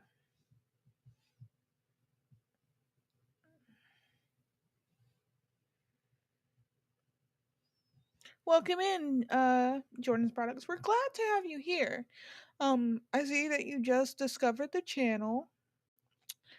Um, yeah. On Sundays we do our Mothered or Smothered podcast. So I don't know. I don't think you've been to one yet, but basically we discuss what it's like growing up in a normal family versus in a smothering family, whether that's you being very sheltered or you have abusive parents, and all three of us have different dynamic as far as like how our parents treat us. So it's me, Star, and Peachy. Me and Peachy are more closely related in the way of our parents thinking, not necessarily their actions. um Peachy doesn't consider herself very abused, but I feel like our parents are very emotionally and mentally abusive, whereas mine is more mentally and physically abusive, or all three. Um, so we just kind of go back and discuss that, and also um, other parents, things in the media, things involving children. I'm the only mother out of the group, so that also plays a part into our podcast because I get a lot of questions about, or they ask me a lot of questions about how I feel about certain things and how I would react in different ways I would raise my child. Um, so usually it's just kind of a place for us to vent, especially those of us that have not the greatest parents. Um, see, I chatted something earlier. I think I missed what you chatted. Let me go back up a little bit. I can't find it quickly enough. Yeah, I'm only really seeing the hug thing. Whatever you chatted, just re-chat it for me. Um,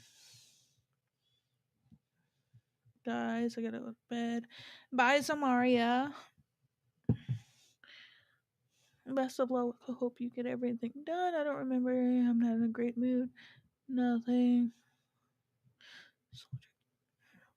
Really? I mean, I don't know. Maybe your chakras are misaligned or something. I mean, I don't believe in chakras, but maybe your chakras are misaligned. Maybe you were just woken up from that dream because you missed me.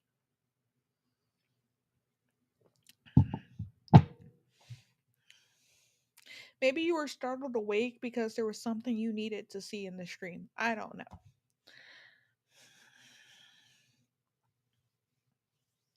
You guys can ignore my nightbot if you're not in my Twitch chat.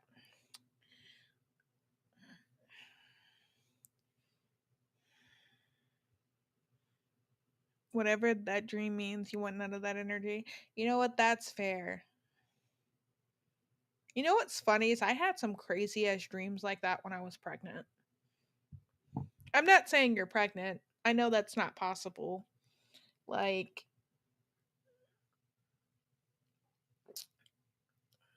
You're not dating anyone to be pregnant. I'm not giving any of her personal information out, like medically or anything, you guys. She's not dating anyone. Um, but I got I got crazy dreams like that when I was pregnant. I'll check my Twitch chat on my phone. I once had a dream while I was pregnant where my husband had, it's been a while now, but he had either cheated on me or left me for my best friend, or former best friend or whatever. We haven't talked in a while. Um, for some reason or another, I had a dream that he did. And like I wasn't the one to wake up and smack him or anything. I was like, I know this dream is crazy. That would never happen. Like for one, he's never met her. He doesn't know her. They've never even been in the same room, let alone had a conversation. So I was like, I know that this is impossible, but I had that crazy ass dream. And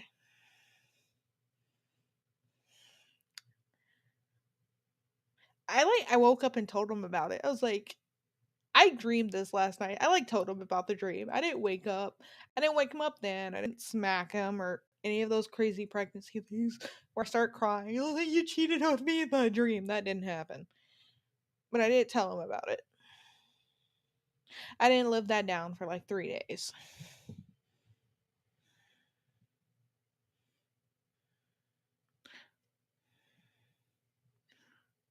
I am with you.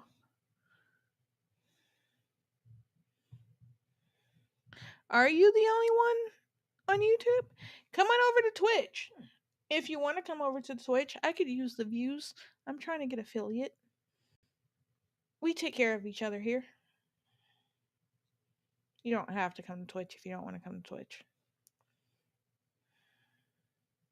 Look. Okay. If you co-stream with me, Lottie, which we do a lot of, I promise you you can banter with me and that will not happen.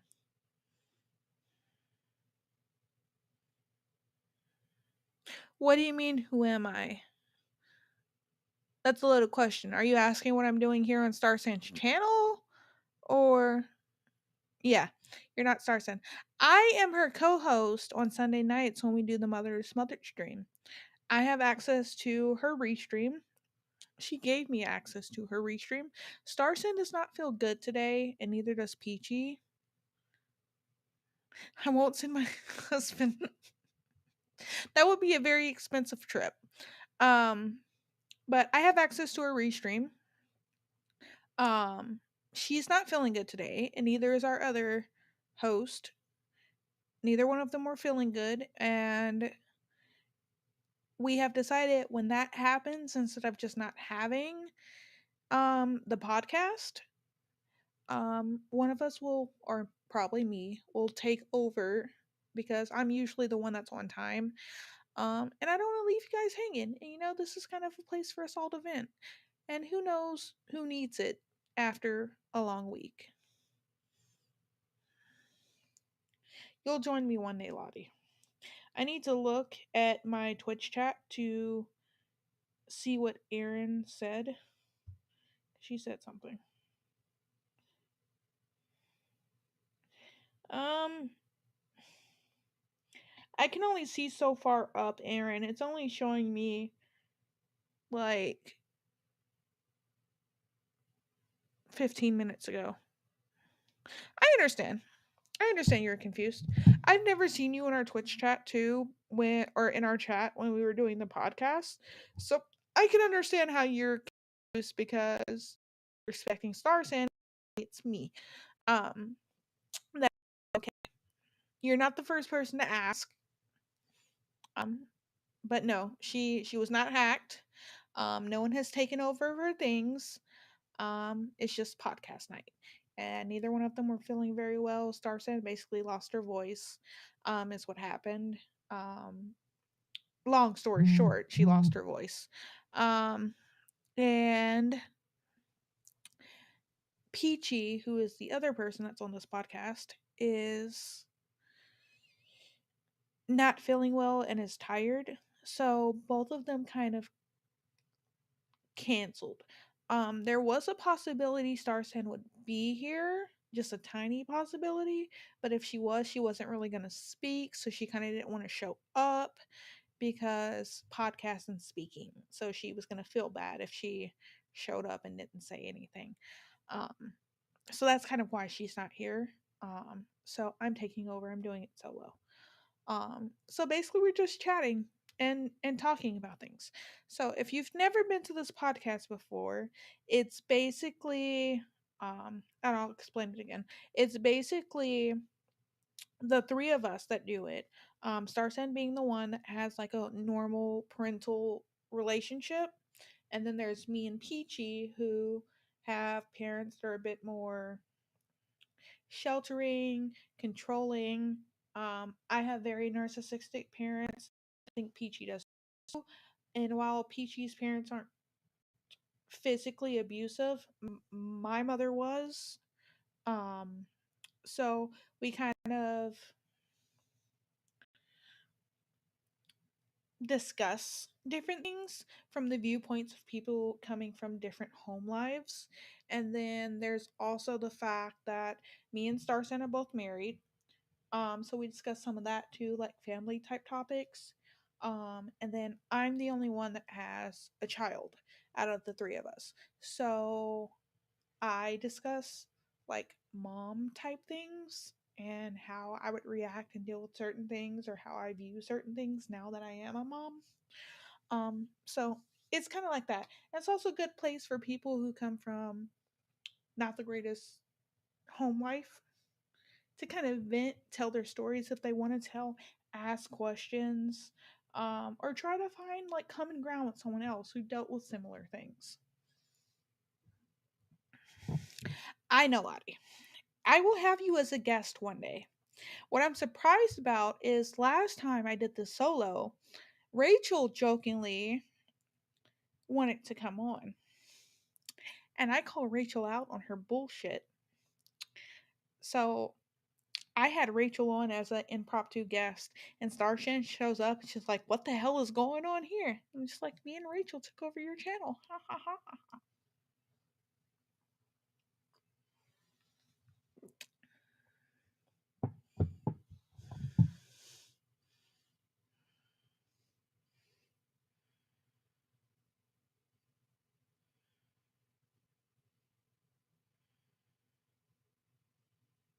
I'm not seeing anything unless you sent it to me.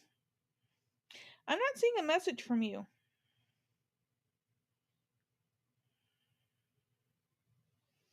I see where it says you chatted something earlier, then you said it was hard to re-chat on the mobile app.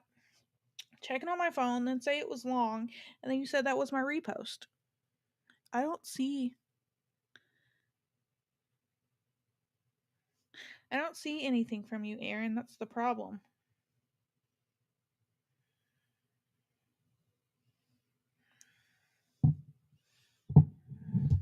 This is the normal time we do the podcast, sadly, Lottie.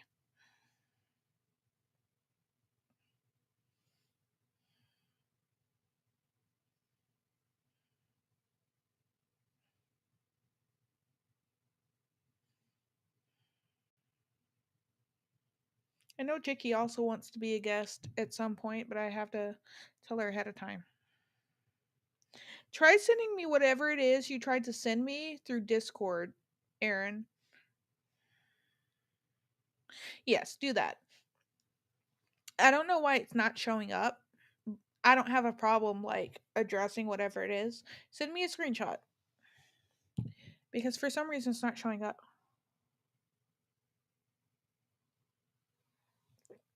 That is true. It could be because of keywords because it's not showing up in my Twitch chat and I'm the person.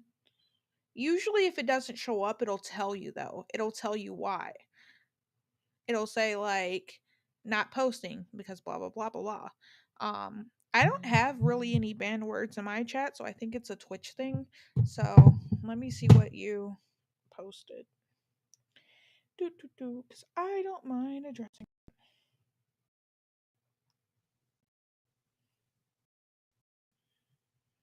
Maybe that's the bill Home Alone. Kick night. I don't know.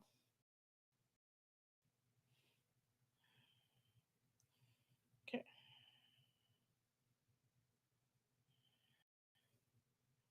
Yeah, I got it. But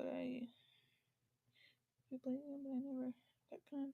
Sorry, they felt more like a guest in her because we would have to clean up house. So systems catch up with so I felt jealous and together. Have a few plates. I never kept up contact. I think they felt more like a guest in the home because we would have to clean the whole house. There's okay. Elaborate on that. When you say clean the whole house, the people that you were with were they cleaning with you too, or were they making the other kids clean the house? Like, I need some elaborate on that. Or were the parents making all the kids clean the house? I also come from a night that chose the occult to find answers. I also uh, became. It's also him, and that is kind of working.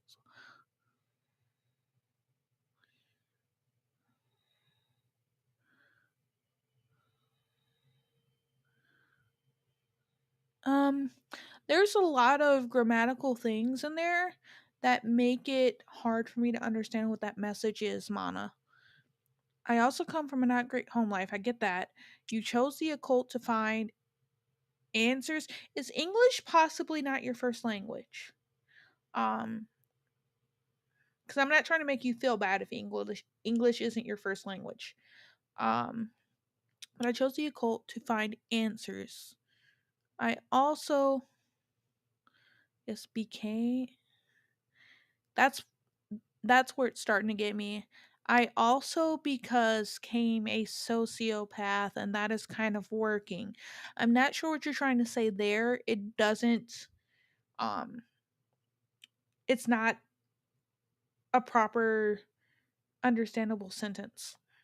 Um I had a lot of body experience isn't you're dyslexic. Okay, that makes sense. Usually when I see messages like this, I just assume it might be someone who who doesn't have English as a first language. But dyslexia makes sense too. I understand. Um, a lot of body experience and that fix things a bit. Um, I'm not able to understand the entire message. If you want to try to retype it, I got I can understand to the part where you said you turn to the occult to find answers. I understand until that part. The rest of it just doesn't make sense. And I understand how it can be hard if you're dyslexic. Oh, okay. You had an out of body experience and that fixed things. Okay, but what's the part about the sociopath thing? Yes. Yes, I got that now. Um the sociopath thing still doesn't make sense to me because it doesn't make sense in context. Um mm, uh, no, my mom would make me and my sisters clean the house before they came. Okay. Words aren't computing in my mind right now. Out of body was misspelled. I think she would make my sisters clean. My memory is fuzzy. So your mom was one of those type of people that would make you clean before guests came over, even if it was other kids, or was it like the type of play dates where the moms were coming too? I need that context before I fully address this. Did their moms come too, or did they just drop the kids off?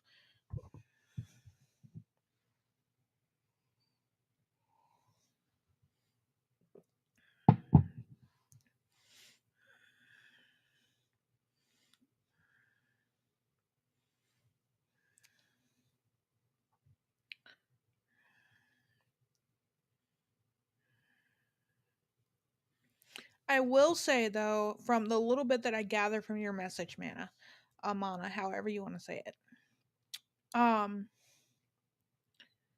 all three of us that are on this channel, um, I will say that we are all Christian in some form of another. Um, but then again, no judgment. We don't judge people based on their views or their faith, but we do talk a lot about our faith on this channel. Um, so I can't speak much about turning to the occult. Um,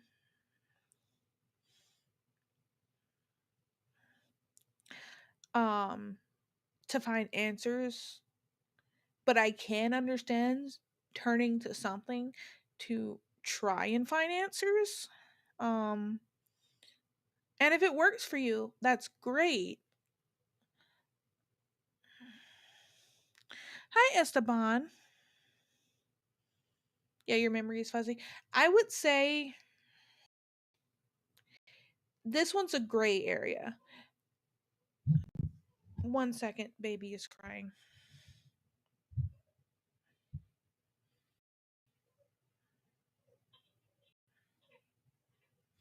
I'm gonna give her a few minutes, see if she falls to sleep. Um, let's see. So this one's kind of a gray area because if it was something of your mom was too worried about how she would be viewed by other people because the house wasn't completely clean, even though it was kids coming over to like make a mess of things. My mom was kind of the same way. She wanted the house completely clean before certain guests come over. Um, Different things like that. Um, and sometimes it just didn't make sense to me because it was kind of a waste of time. Um, just kind of like completely cleaning the house. Um, if your children's friends are coming over, I feel like it's a little much, but there's also the thing there where you never know what their parents are going to do or say or try to pry. Because I know if my mom were to drop me off at a play date, and even if her house was a wreck and she took me over there to somebody else's house and it was half out of order, she would continually talk shit about them. So my mom was the type of person to do that. Um, so it's kind of a gray area. Um, so I think that comes from a lot of people being too worried about what others think of them. And sometimes it's warranted and sometimes it's not.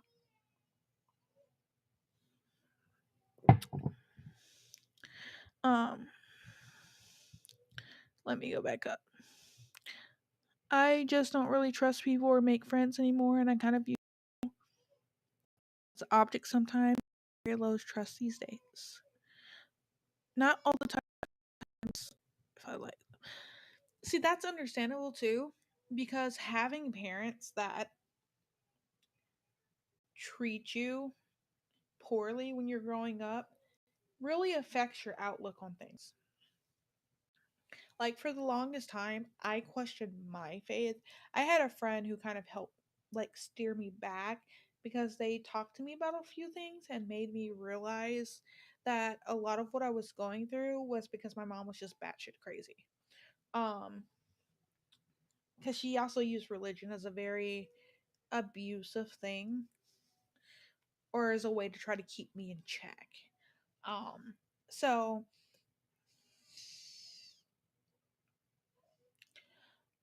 having difficult parents or a poor home life, especially having parents who treat you poorly, can definitely affect you in negative ways, including, not being very trusting of people. Because I find myself the same way about some people, not being very trusting towards some people. Weaponized religion is painful. Um, and I find myself feeling off or very biased about some people and their behaviors. Um, and I never know if it's me or if I'm like, I don't ever know if it's me overthinking things or if my gut feelings are correct because of certain things that were said to me and instilled in me as a child.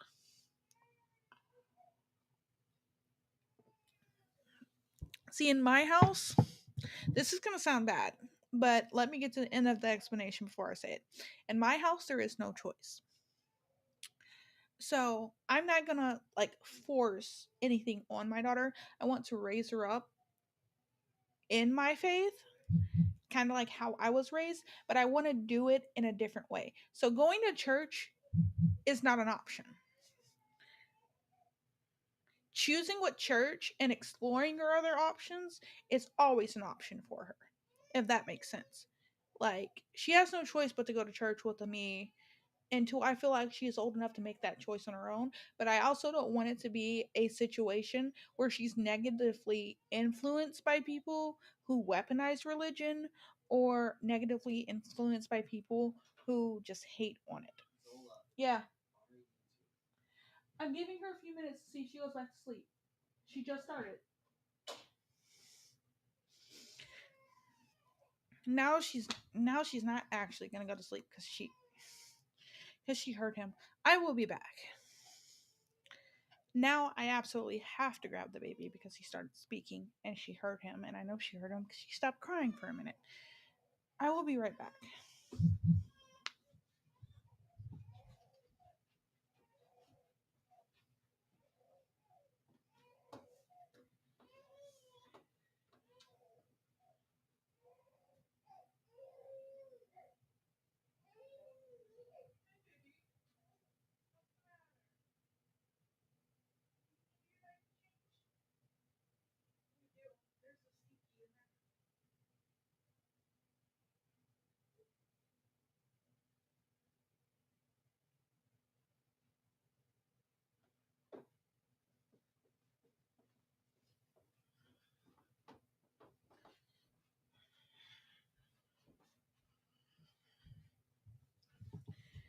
Excuse me, guys. I have to change a diaper.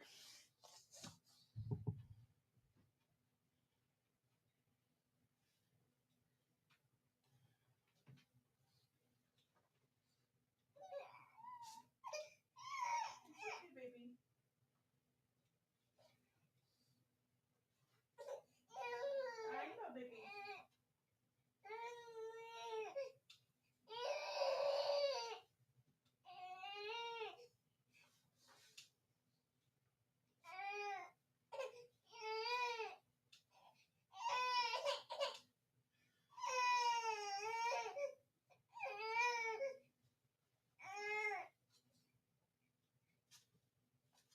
It's okay,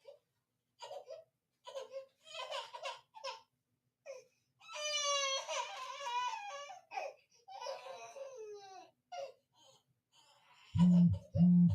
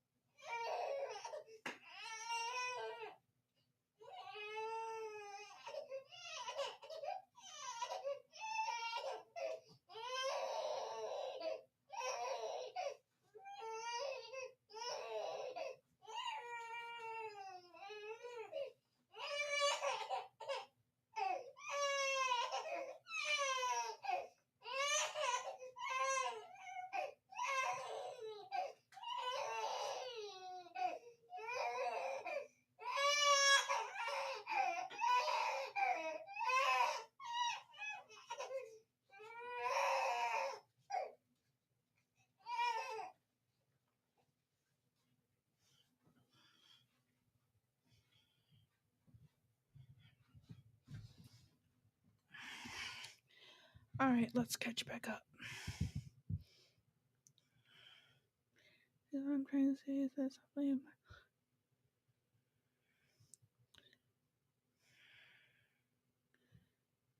Good night. Good night, Mana. You see, growing up, I never was made to do chores or be responsible or anything. I had free reign, could be outside for hours or in my room. As a small kid, there wasn't any rules at all. But that in itself, it's just bad because now I have no clue on how to cook or clean.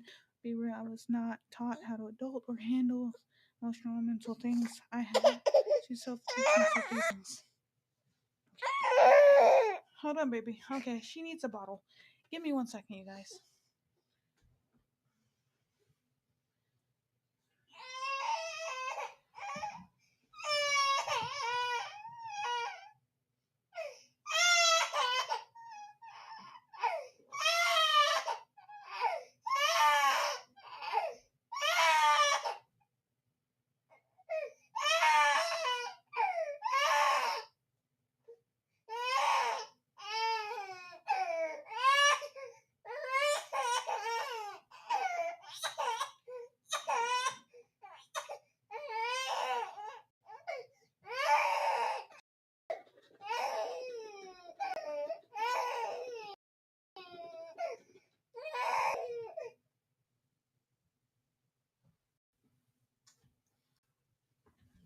All right, I'm back. Yeah, I get where you're coming from there, Lottie. I was not necessarily taught by my mom, but I was taught by other ladies in the family, which is why I can cook. I can also follow a recipe and usually do pretty okay if I don't know what I'm doing. So yeah, you should talk to Peachy sometimes because Peachy's is kind of in the same boat as that. Like she doesn't really know how to do a lot of cooking and a lot of different things because she was just never taught. Her parents also didn't trust her a lot with certain things. Um, when we were 11 or 12, my mom made us go try so many different churches. My mom kept picking out churches, so I have this thing where if I'm kind of uncomfortable in church, I'll be like really cold, like to the bone. I could be wearing layers, I could be wearing a coat, and I still feel chill to the bone. And I have since like always, as long as I can remember, me being like insanely cold in church for like no reason. And a lot of the churches my mom chose were like that for me. And then there always ended up being either something that made her mad, so we left, or something that didn't sit right with me. Like one church she picked that we went to, I think it was a Baptist church, and I kind of stopped going with her because it just wasn't my thing. And also like this church was so ghetto that if you could not do tithes or offering, they would take your food stamps. And then my mom not trusting me at like 17 years old to be at home by myself for a few hours while she's at work, 18, 19, around that time, the mother of the church would come stop by and check in on me, which wasn't too big of a deal. She was never there long enough, but she was also the type of person who was very picky. She would stop by and then I would offer her things, and she wouldn't say yes unless it was like one of the most expensive sounding things we had. And she also had the audacity to tell me what I could and could not watch in my own home when she wasn't actually there babysitting me. She was just stopping by. Like, I couldn't stand it. And it was, see, here's the thing. I see that message. It wasn't a rich pastor. Because our church has a good deal of money. Like they pay their staff pretty well. And they just added a new building in, but I don't think all the money goes to the pastors. I think the pastors get paid um a wage too because they put money aside. A lot of the money they do get they put aside for doing certain things like getting speakers to come in, like the new building that they had, or the new addition to the building they just added so they could add more classrooms because they do a school there. um they pay for people to go on mission trips. They also do the thing where they'll pay to relocate families to other places to start off other offshoots of the church type thing. So the money doesn't, not all the money goes to the pastor. It's not a small church. Um,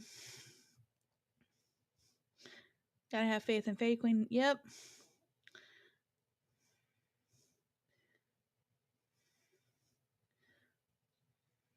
Yes, now we know why the baby is crying.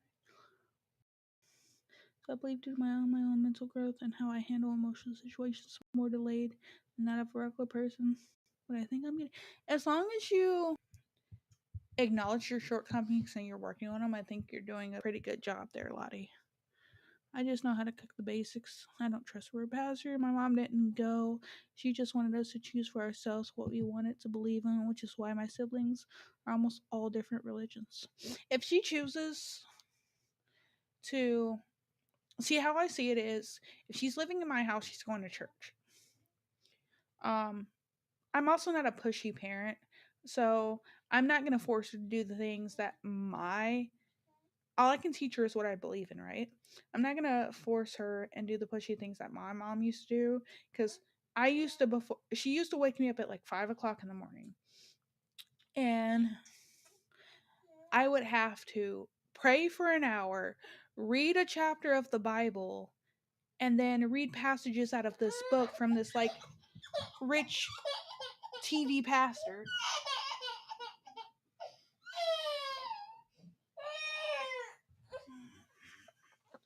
that I didn't like to begin with. And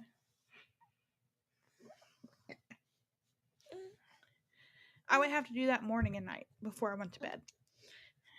And it was the most tedious, like ritualistic thing I've ever done in my life.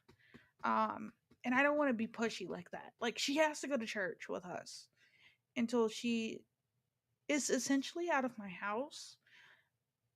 But church is on Sundays, right? Um, and she's free to explore other things. But I don't want an insane amount of influence pushing my child to feel like she has to lean one way or the other. Um, because the main reason why she has to go is because I want to instill certain values in her, right? Um, that you just typically find in a church setting. That's just the way it goes. And I also have my faith. I would like to raise her up in that faith. And I don't want her, what's the word? I don't want her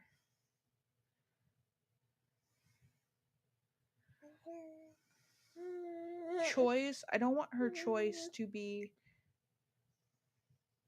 influenced by people who just see the church or see Christianity or being religious as a horrible thing and just immediately hate on it. Like I want her to come up with those decisions for on her own.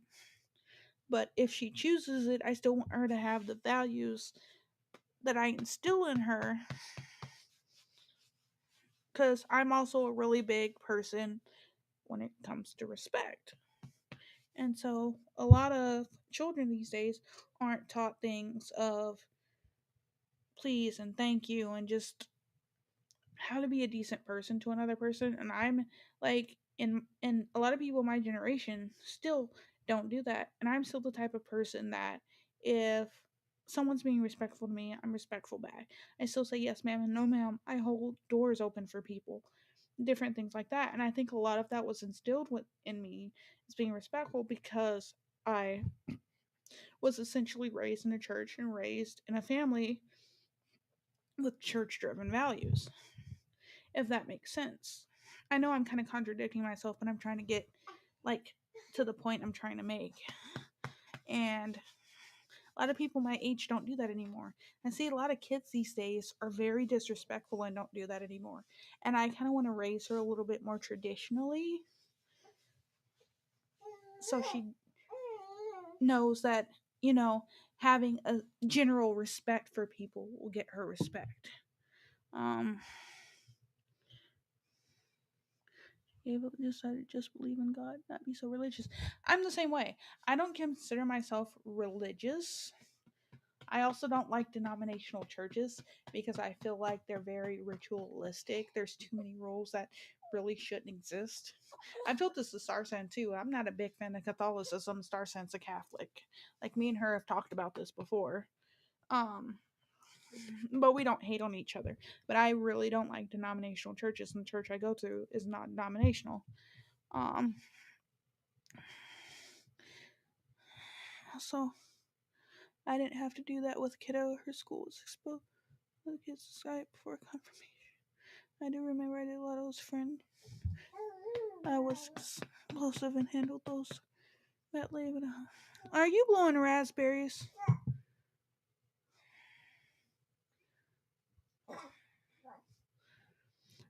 Some people don't care about the fact that you can't cook or clean, but you can also work on getting better at that. Like, so I wasn't taught how to like do a lot of cooking. I did grow up in a house where there was a lot of cleaning done, but I wasn't taught how to do a lot of cooking. A lot of what I know how to cook, it's from me finding recipes, following them, and then following them to the point where I got comfortable adding my own spin to it, or I got used to the recipe that I could make it out the recipe.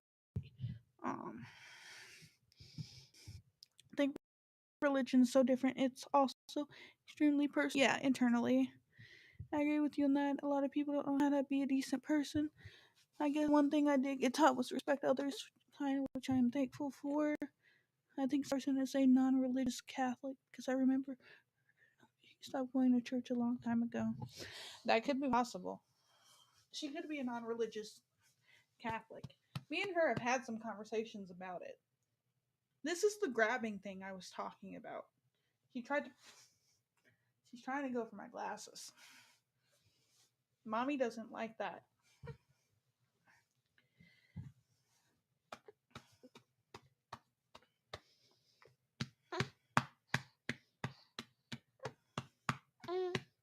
I'm not a big fan of the Catholic Church.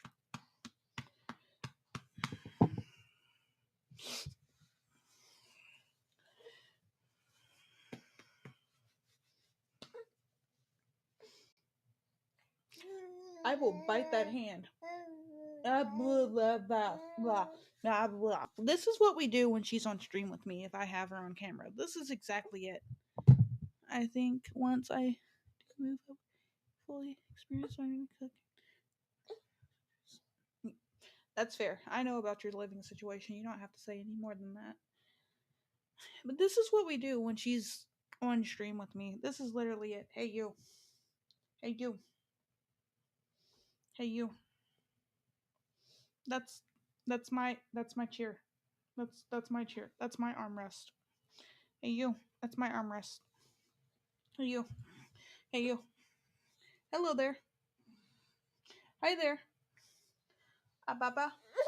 Oh, what is it? It's just a sleepy girl. It's just a sleepy girl.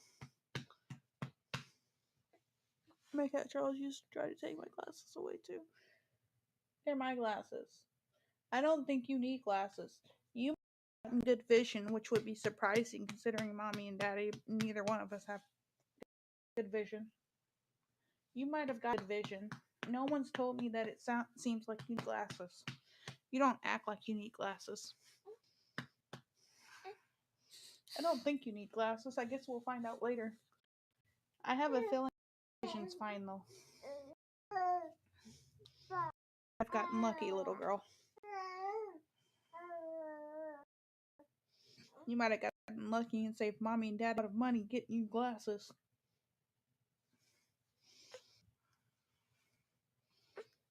She's in this grabbing stage where she likes to grab whatever, including face on my neck. I like how us, our humans, are so different. I'm atheist, less scientific leaning.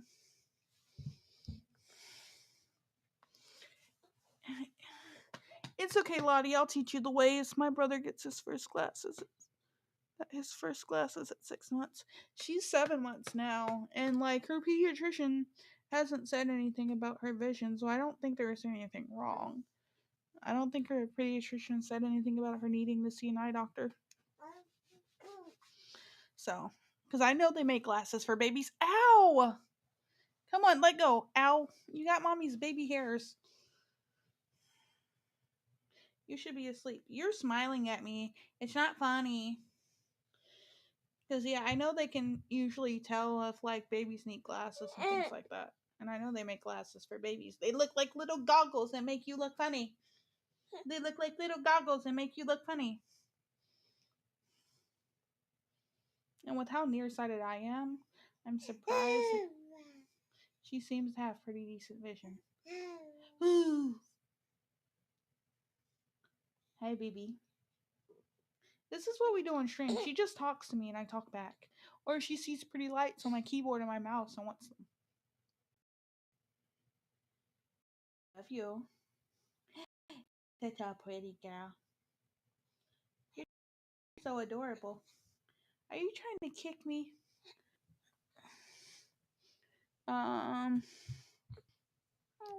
Actively at peace with the way I view the world. Honestly, that's fine. They won't check it unless she's showing signs, but she's not because she's grabbing and not missing. That is true. She is grabbing and not missing, but also she's short and has little arms. So if she is nearsighted, it might not be that big of a deal because that's essentially what she reaches. Even I could reach that far with my nearsightedness. I don't know if it works differently for babies though. Well, I didn't know baby would need. Well, I didn't know baby would need glasses because I didn't need glasses until I was like 10. And she makes obvious eye contact. My brother's glasses are so thick they. Or even then. I mean, yeah. But again, if she's nearsighted, her being this close to me probably wouldn't make a difference. What's up? Hi. But again, I don't know how it works with babies. Hi. I love you. Oh, yeah? Is that what you dreamed about? Is that what you dreamed about? Because sometimes it feels like that when she's staring at me, she's trying to focus. Like, she gets like, she's trying to like fully focus on what she's looking at. So, I don't know. Time will tell. Hopefully, she got good vision or decent enough vision because mommy has really bad vision. Mommy has met 60 and 80-year-olds with better vision than me. Yeah, mommy's got really bad eyes. Yes, she does. Mommy has got really bad eyes. Mommy knows a baby who needs to go back to sleepy bye.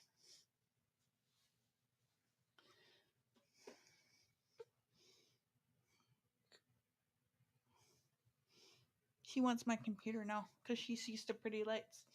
And at last I see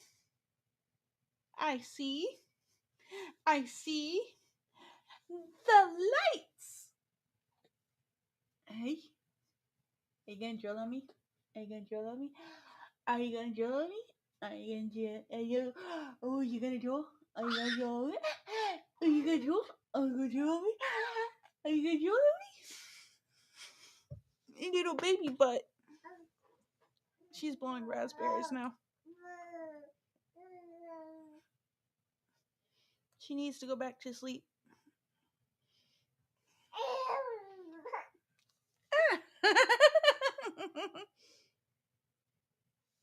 Are you trying to eat my face? No. I know mommy hasn't worn them for a while, but no. No. I need these. I need these to see your pretty face. Welcome to being a mom where your body is not your own anymore because you have this little thing to cut off.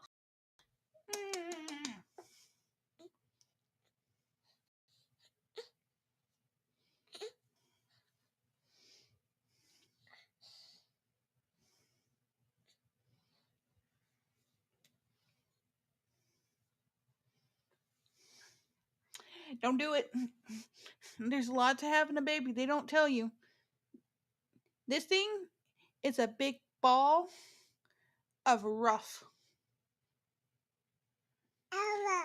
It's just a big ball of a lot to deal with.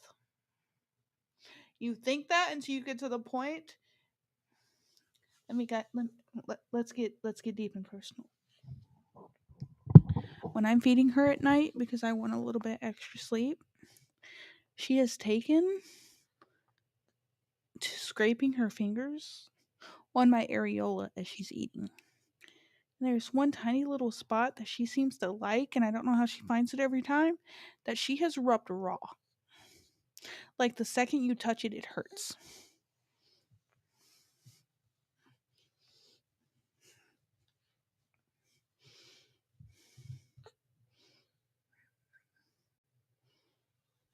I already saw your dump and dip. I was scrolling on Twitch and I saw a whole bunch of clips pop up from you and Chicky. I've seen the dump and dip. I've seen it. Hey, Billy, you want a dump and dip? Yeah, I've seen it. Oh, yeah, I've seen it. Yeah.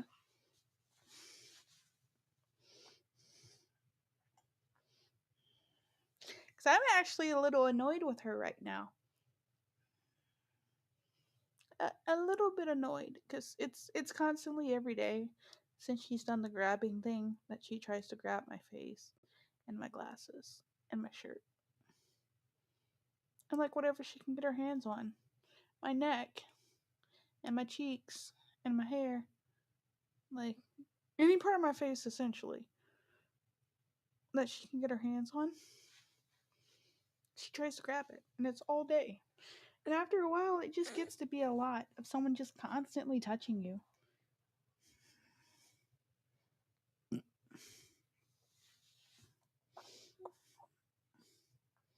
Ready to go back to bed. Let's go put you in bed, huh? You got a papa. Let's go to bed. I'm gonna go put her back in her crib.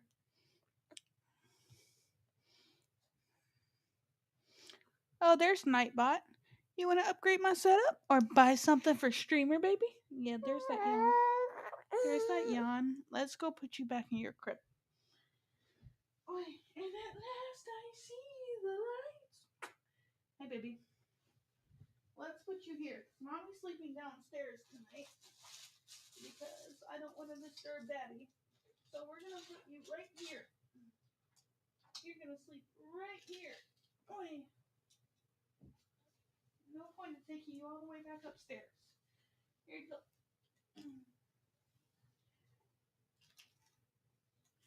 Let me give you something here. Here you go. I'm gonna move you a little bit.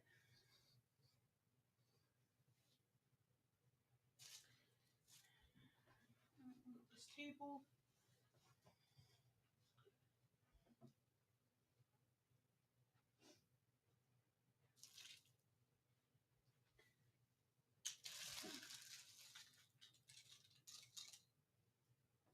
There you go. You can play with that. Go to sleep. Okay. I put her behind me. She has like a little, you can see it right there. She has a little like a travel bassinet thing that's like foldable, easy to take with us. And I put it down here because I got tired of putting her in her other little like outside carrier thing. It's what it's supposed to be for.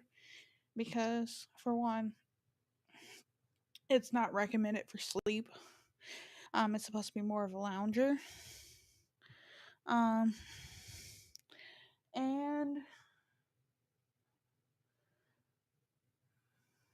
it's not necessarily the safest spot.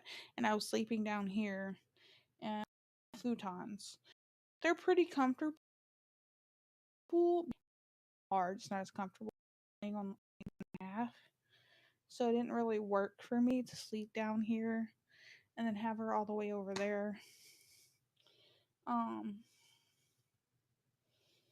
so the next best solution was to have her easy foldable travel bassinet down here.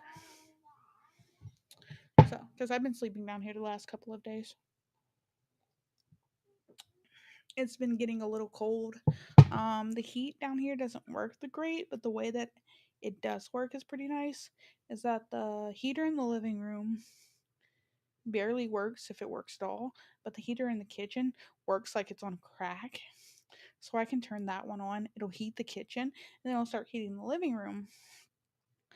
And it takes a little bit of time, but I'm the type of person that likes to be a little bit cold when I sleep. But I can't do that with the baby. But as long as like a decent sort of temperature, I can sleep fine and then it's not too cold for her. So I've been doing it that way. So it starts heating up the living room, but it doesn't do it so to where it's like really hot in here. It takes like hours. And then it's warm enough for her, but cool enough for me. So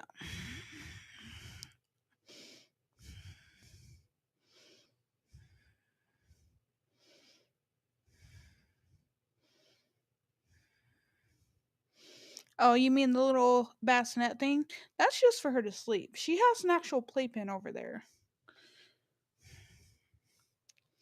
So, like, it has a bassinet in it, has a bassinet part, and then, um, when she kind of starts standing and can kind of try to escape it, the bassinet part can be dropped down like a normal playpen. So she can sleep in it, play in her toys, um, things like that. But, she's not even really sitting up on her own. Not much. So she's nowhere near of escaping a bassinet. If I could like consistently get her to sleep in that thing, I would while I was down here instead of her having her nap and other things. But I think the mattress and the playpen, the bassinet and the playpen, because it doesn't have any sort of heat on it, might be a little cold for her because usually I can only get her to sleep in that if she's in her wearable blanket. This has a cloth cover on the mattress part. It's cloth, so I feel like she's a bit more comfortable in that. And then upstairs in her crib, I took my personal like fleece blanket that I got as a gift. I usually curl up in, and I basically put it on her mattress like a sheet, so it's all tucked in and everything. So it's all nice and flat, so there's no way like any of it can cover her face. And it smells like me and it's warm. So she tends to sleep really well upstairs because she has that softness.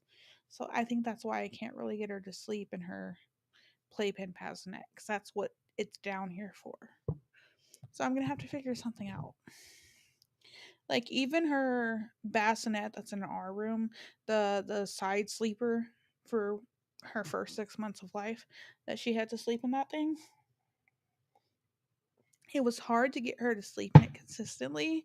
So I took my oversized orange Dragon Ball Z shirt that I wore constantly and I put it over the mattress in that bassinet and tucked in the like sleeves and the sides, and it smelled like me and it's soft and she slept in it better.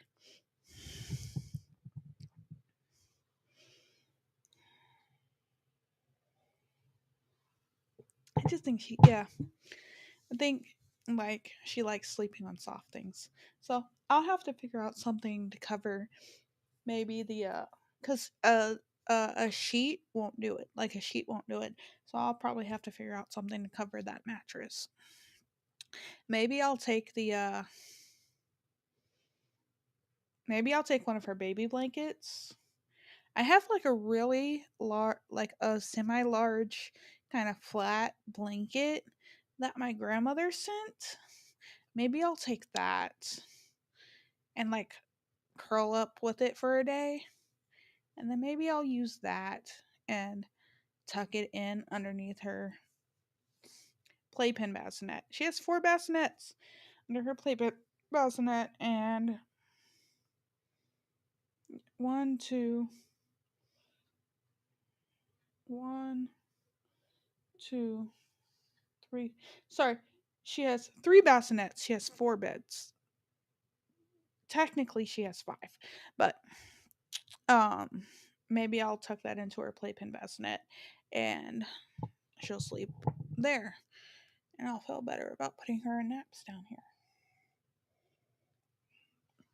Because I try to make things as least. It's hard to keep things from being complicated when you have a baby. But I try to make it as little. It's like easygoing as possible. Like as many corners as I can, I cut. So like she exists in onesies because that makes changing her diaper easier. And as many cute outfits that she has that have bottoms, I tend to avoid them. Um, so also I like to try to get her to sleep somewhere where I don't have to put her in and out of her wearable blanket because that just saves me time. Things like that. Try to keep it as simple as possible because there's just so much that you just can't cut corners on. It also helps keep her in her routine. Speaking of which, we need some actual questions in chat.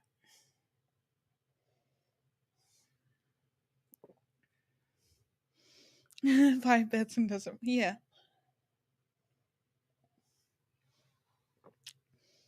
She has the side sleeper bassinet that's upstairs. And it has like it's one of those ones that unzips. So she can't roll out of it, but I can easily pick her up if I need to. Because it has one side's kind of open. And you can zip it back up. And that's the one that's in our bedroom. And that just kind of made it easier to grab her at night and different things like that. So I didn't have to fully sit up.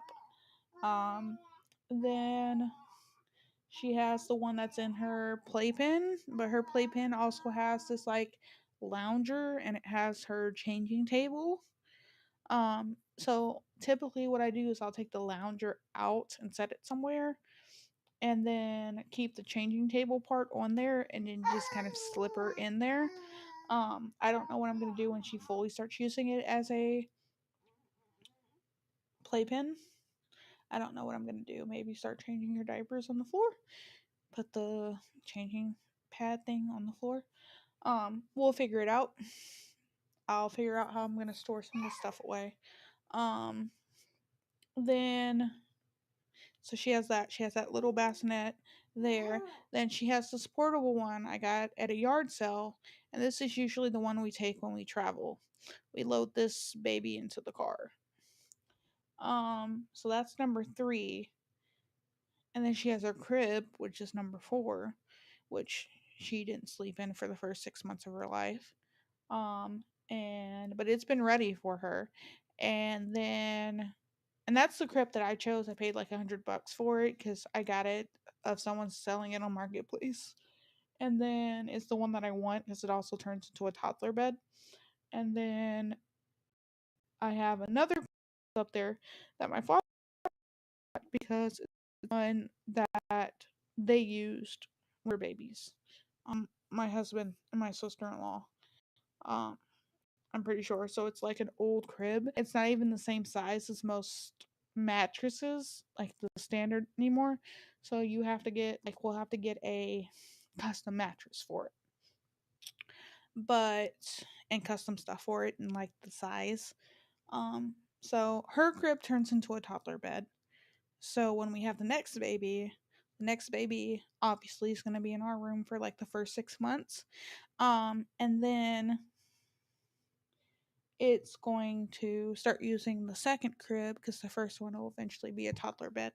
And having so many bassinets means we don't really have to buy any more cribs. So if we need to, we can move the playpen upstairs, possibly, and use that as a like crib because it drops down like normal cribs do. So yeah. And then we have plenty of room. And then eventually, depending on how many kids we have and what their genders are and stuff, we could probably buy like a queen size bed and stick it in that room, and like 3 of them can sleep in the same bed. I'm not against it. We have a 3-bedroom house though, so there's another room we can use if we need to. Because originally the plan was our bedroom was downstairs. We had the office and the baby's room upstairs. And then just to make things easier, later in my pregnancy, we moved the bedroom upstairs and the office downstairs. And if we need to, we can always adjust some things, remove the office, move our bedroom back down there, and make the other room up there that was the office another room for the kids.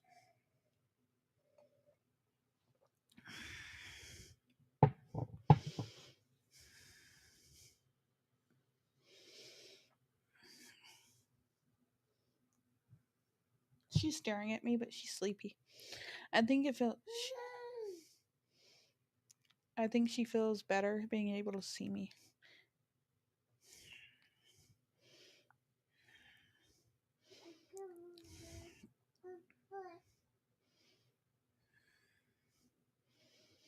Yeah, there's only one like we don't really care about leaving. The cat is not allowed in our bedroom. She's a few times, but generally it's not allowed in our bedroom. She can go just about in any other room in the house. I try to keep her out the kitchen because I just don't want her underfoot when we're in there because usually we're cleaning or we're cooking, and I don't want her being a tripping hazard when we're dealing with hot things. So I try to keep her out of the kitchen, and for the most part, she stays out of the kitchen. Um, we keep her off the dining room table, and then there is a closet we have that has a crawl space that's just in case anything does happen. We keep close to keep her out of there, but she's welcome in any other closet, anywhere else in the house. So she has basically free run of the house. The only reason she's not allowed in our room is because he doesn't want cat hair in the bed. And so he wants to basically keep her easily cleaned up after. Look at this girl. You see this? You see this? She has her feet. She literally lifted her feet up and she scrapped her feet. She's playing with her feet. Here. Let me find the right orientation. If I was on my Twitch channel, I could I have a setting where it zooms in my camera so you could see her better. She's literally playing with her feet.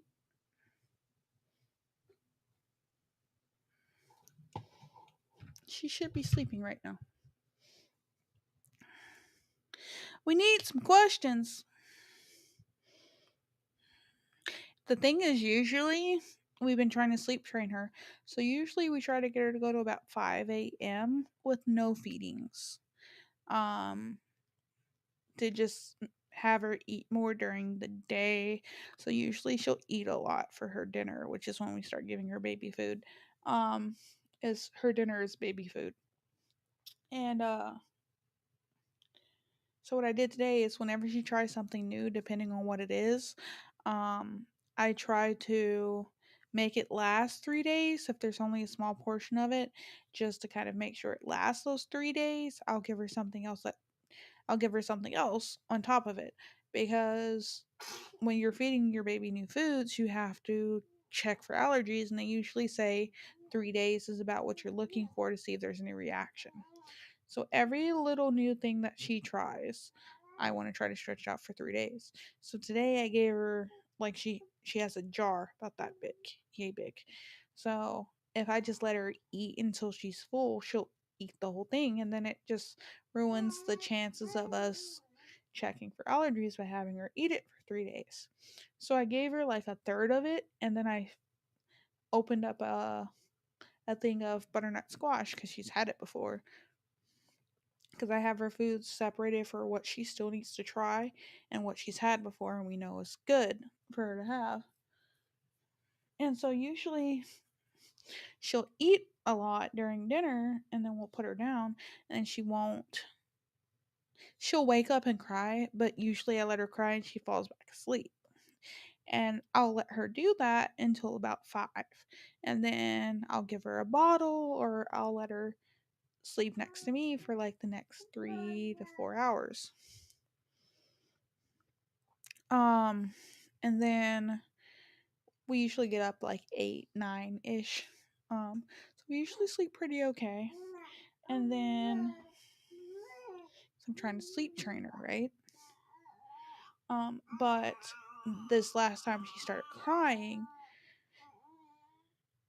you guys were here. She wasn't even crying that long, and then came out and said that she needed me and she heard him. And I know she did because she stopped crying until she stopped hearing his voice.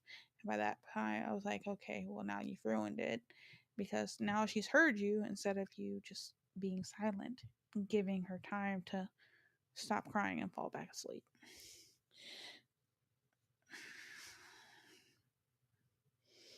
So now I'm in for a long night. Hopefully, she falls back asleep because she'll soothe to the sound of my voice and like fall asleep. And she's had her bottle, so hopefully she falls back asleep. Because usually during this time she kind of sleeps through the night.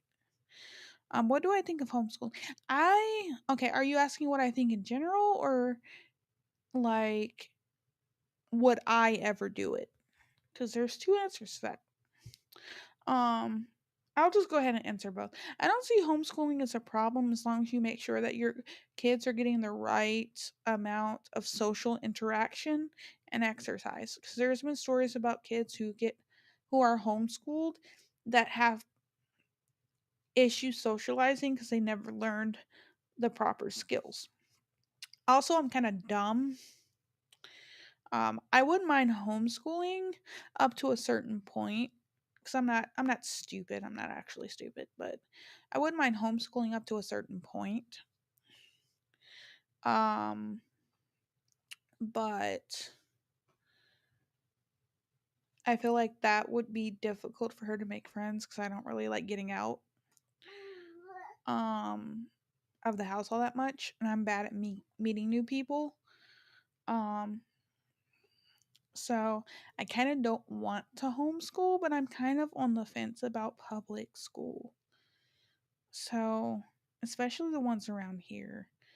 Um, I know for, I think, preschool or kindergarten, the church we go to does schooling.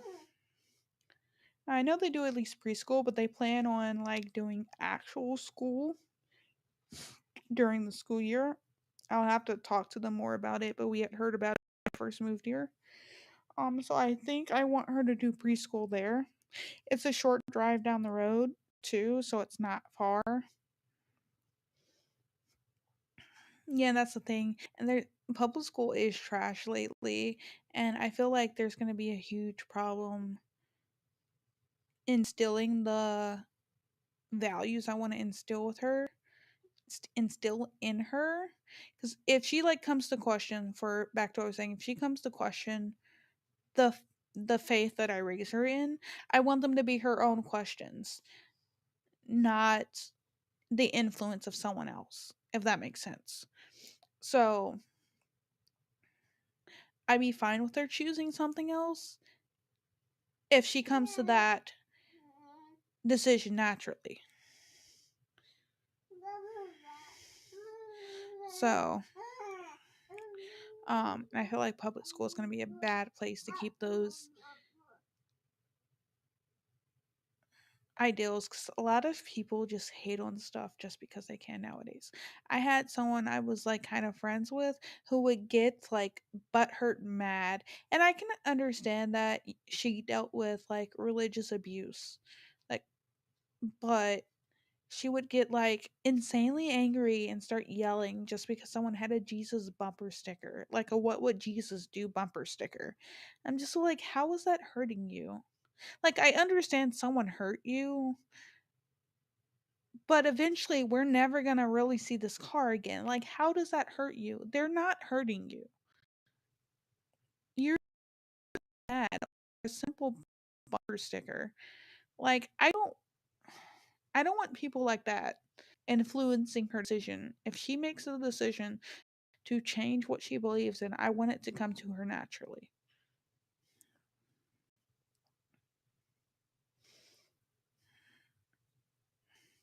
That's the point I was trying to get at earlier.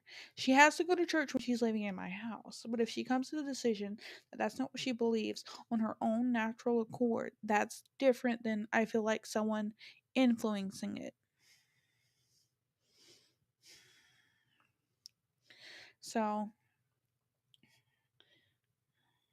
I I'm not sure how I feel. I mean, the area that we live in, I don't see it being too bad because we live in a very conservative area.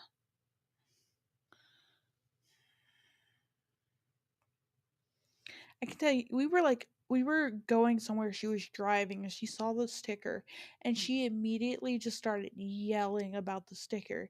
And I like looked at her like she was crazy. I was like, "The fuck is wrong with you? Like, how does that hurt you?" Like, I made her feel stupid. I was like, "How is that hurting you? You're they're not speaking to you. Like, how is this sticker you? Would you want someone reacting like that if you had a Buddhist sticker on the back of your van and they just start screaming and yelling because they don't agree with being Buddhist because she was Buddhist? Like, how does this hurt you? What's the point of having this reaction to this bumper sticker?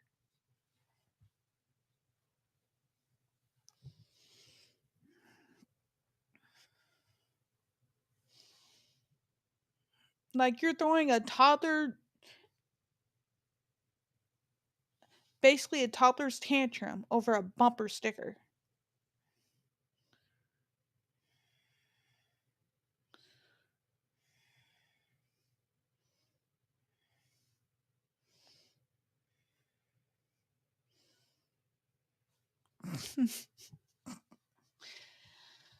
Oh, God.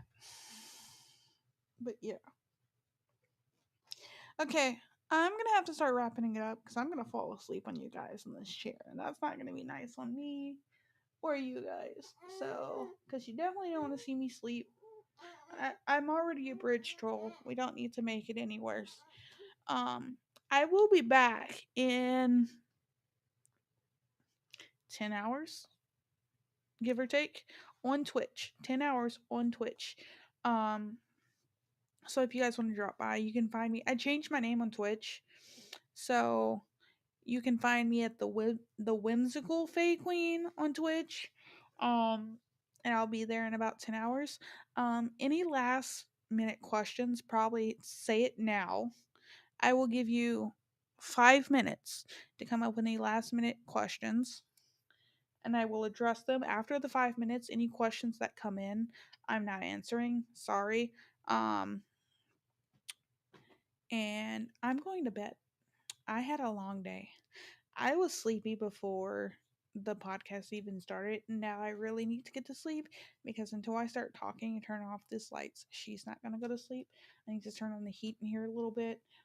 It is a tiny bit cold, and I still have to pull out the blankets and the pillows to and get everything ready for bed. I was going to play a little bit of a game before I went to bed, but that's not happening now either because I'm dead. All right, so timer has started. So any last questions you want to get them in now. You have 5 minutes. I'm gonna go take a little mommy's break, and when I come back, I'll see what questions are here.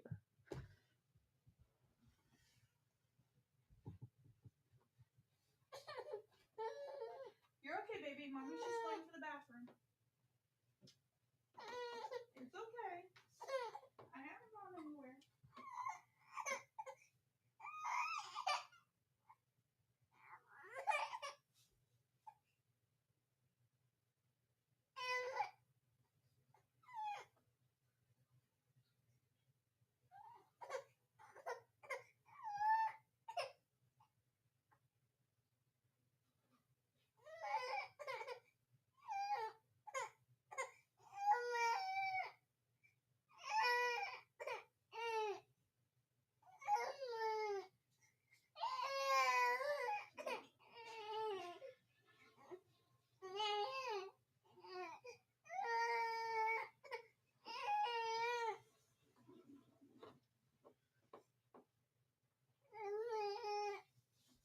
I'm back, baby.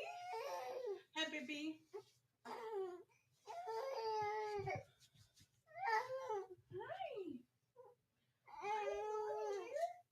Let me put your toys away, okay? Hold on.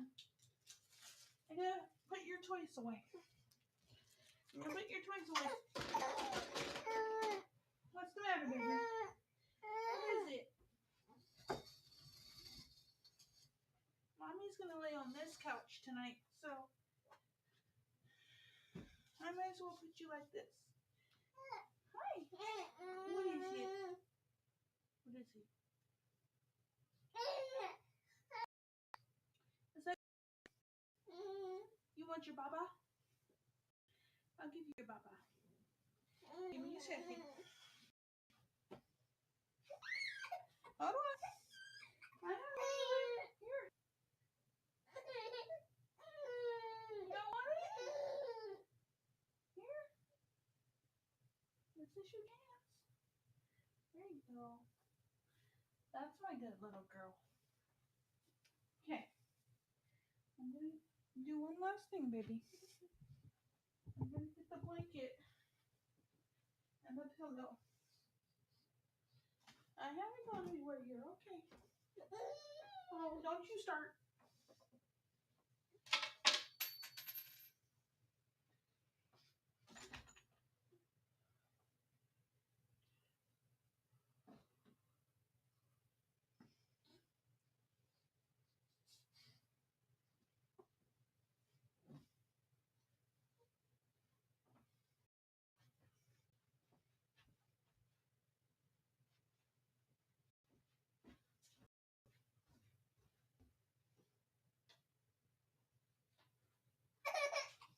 You're okay. Your problem is you're sleepy. You go bed. You go sleep. You want it? You want it? No? Okay. You go sleep. Nope. Don't care. Bye. Alright. Okay. I guess nobody had any questions. I don't see anyone posting any questions, so we're gonna call it good night here. The 5 minutes are officially up, and she's crying. I need to get the lights off. I need to get myself dressed for bed. I need to plug my phone in. All those fun things. So, have a good night, everyone. Hope to see you all again soon next week. Hopefully, you have something better planned than just chatting and talking, and me doing a lot of talking. It was fun. It was nice to see you all again. And if you want to stop by my channel, feel free. Again, it's at the Whimsical Fae Queen now instead of just being Fae Queen. I wanted to take the numbers out of the name. I was trying to think of a way to do it, and that was kind of what I came up with it. I feel like it's too long. I kind of want to shorten it, but I'm not sure how yet. And I also can't do it for like another 60 days. But she's crying in the background, which means there's not going to be really anything more productive we can do, and I'm falling asleep. So if I see you at my stream at about 10 hours, 10 or 11 hours, give or take, thank you for stopping by. Otherwise, have a good night, get some decent sleep, and may all your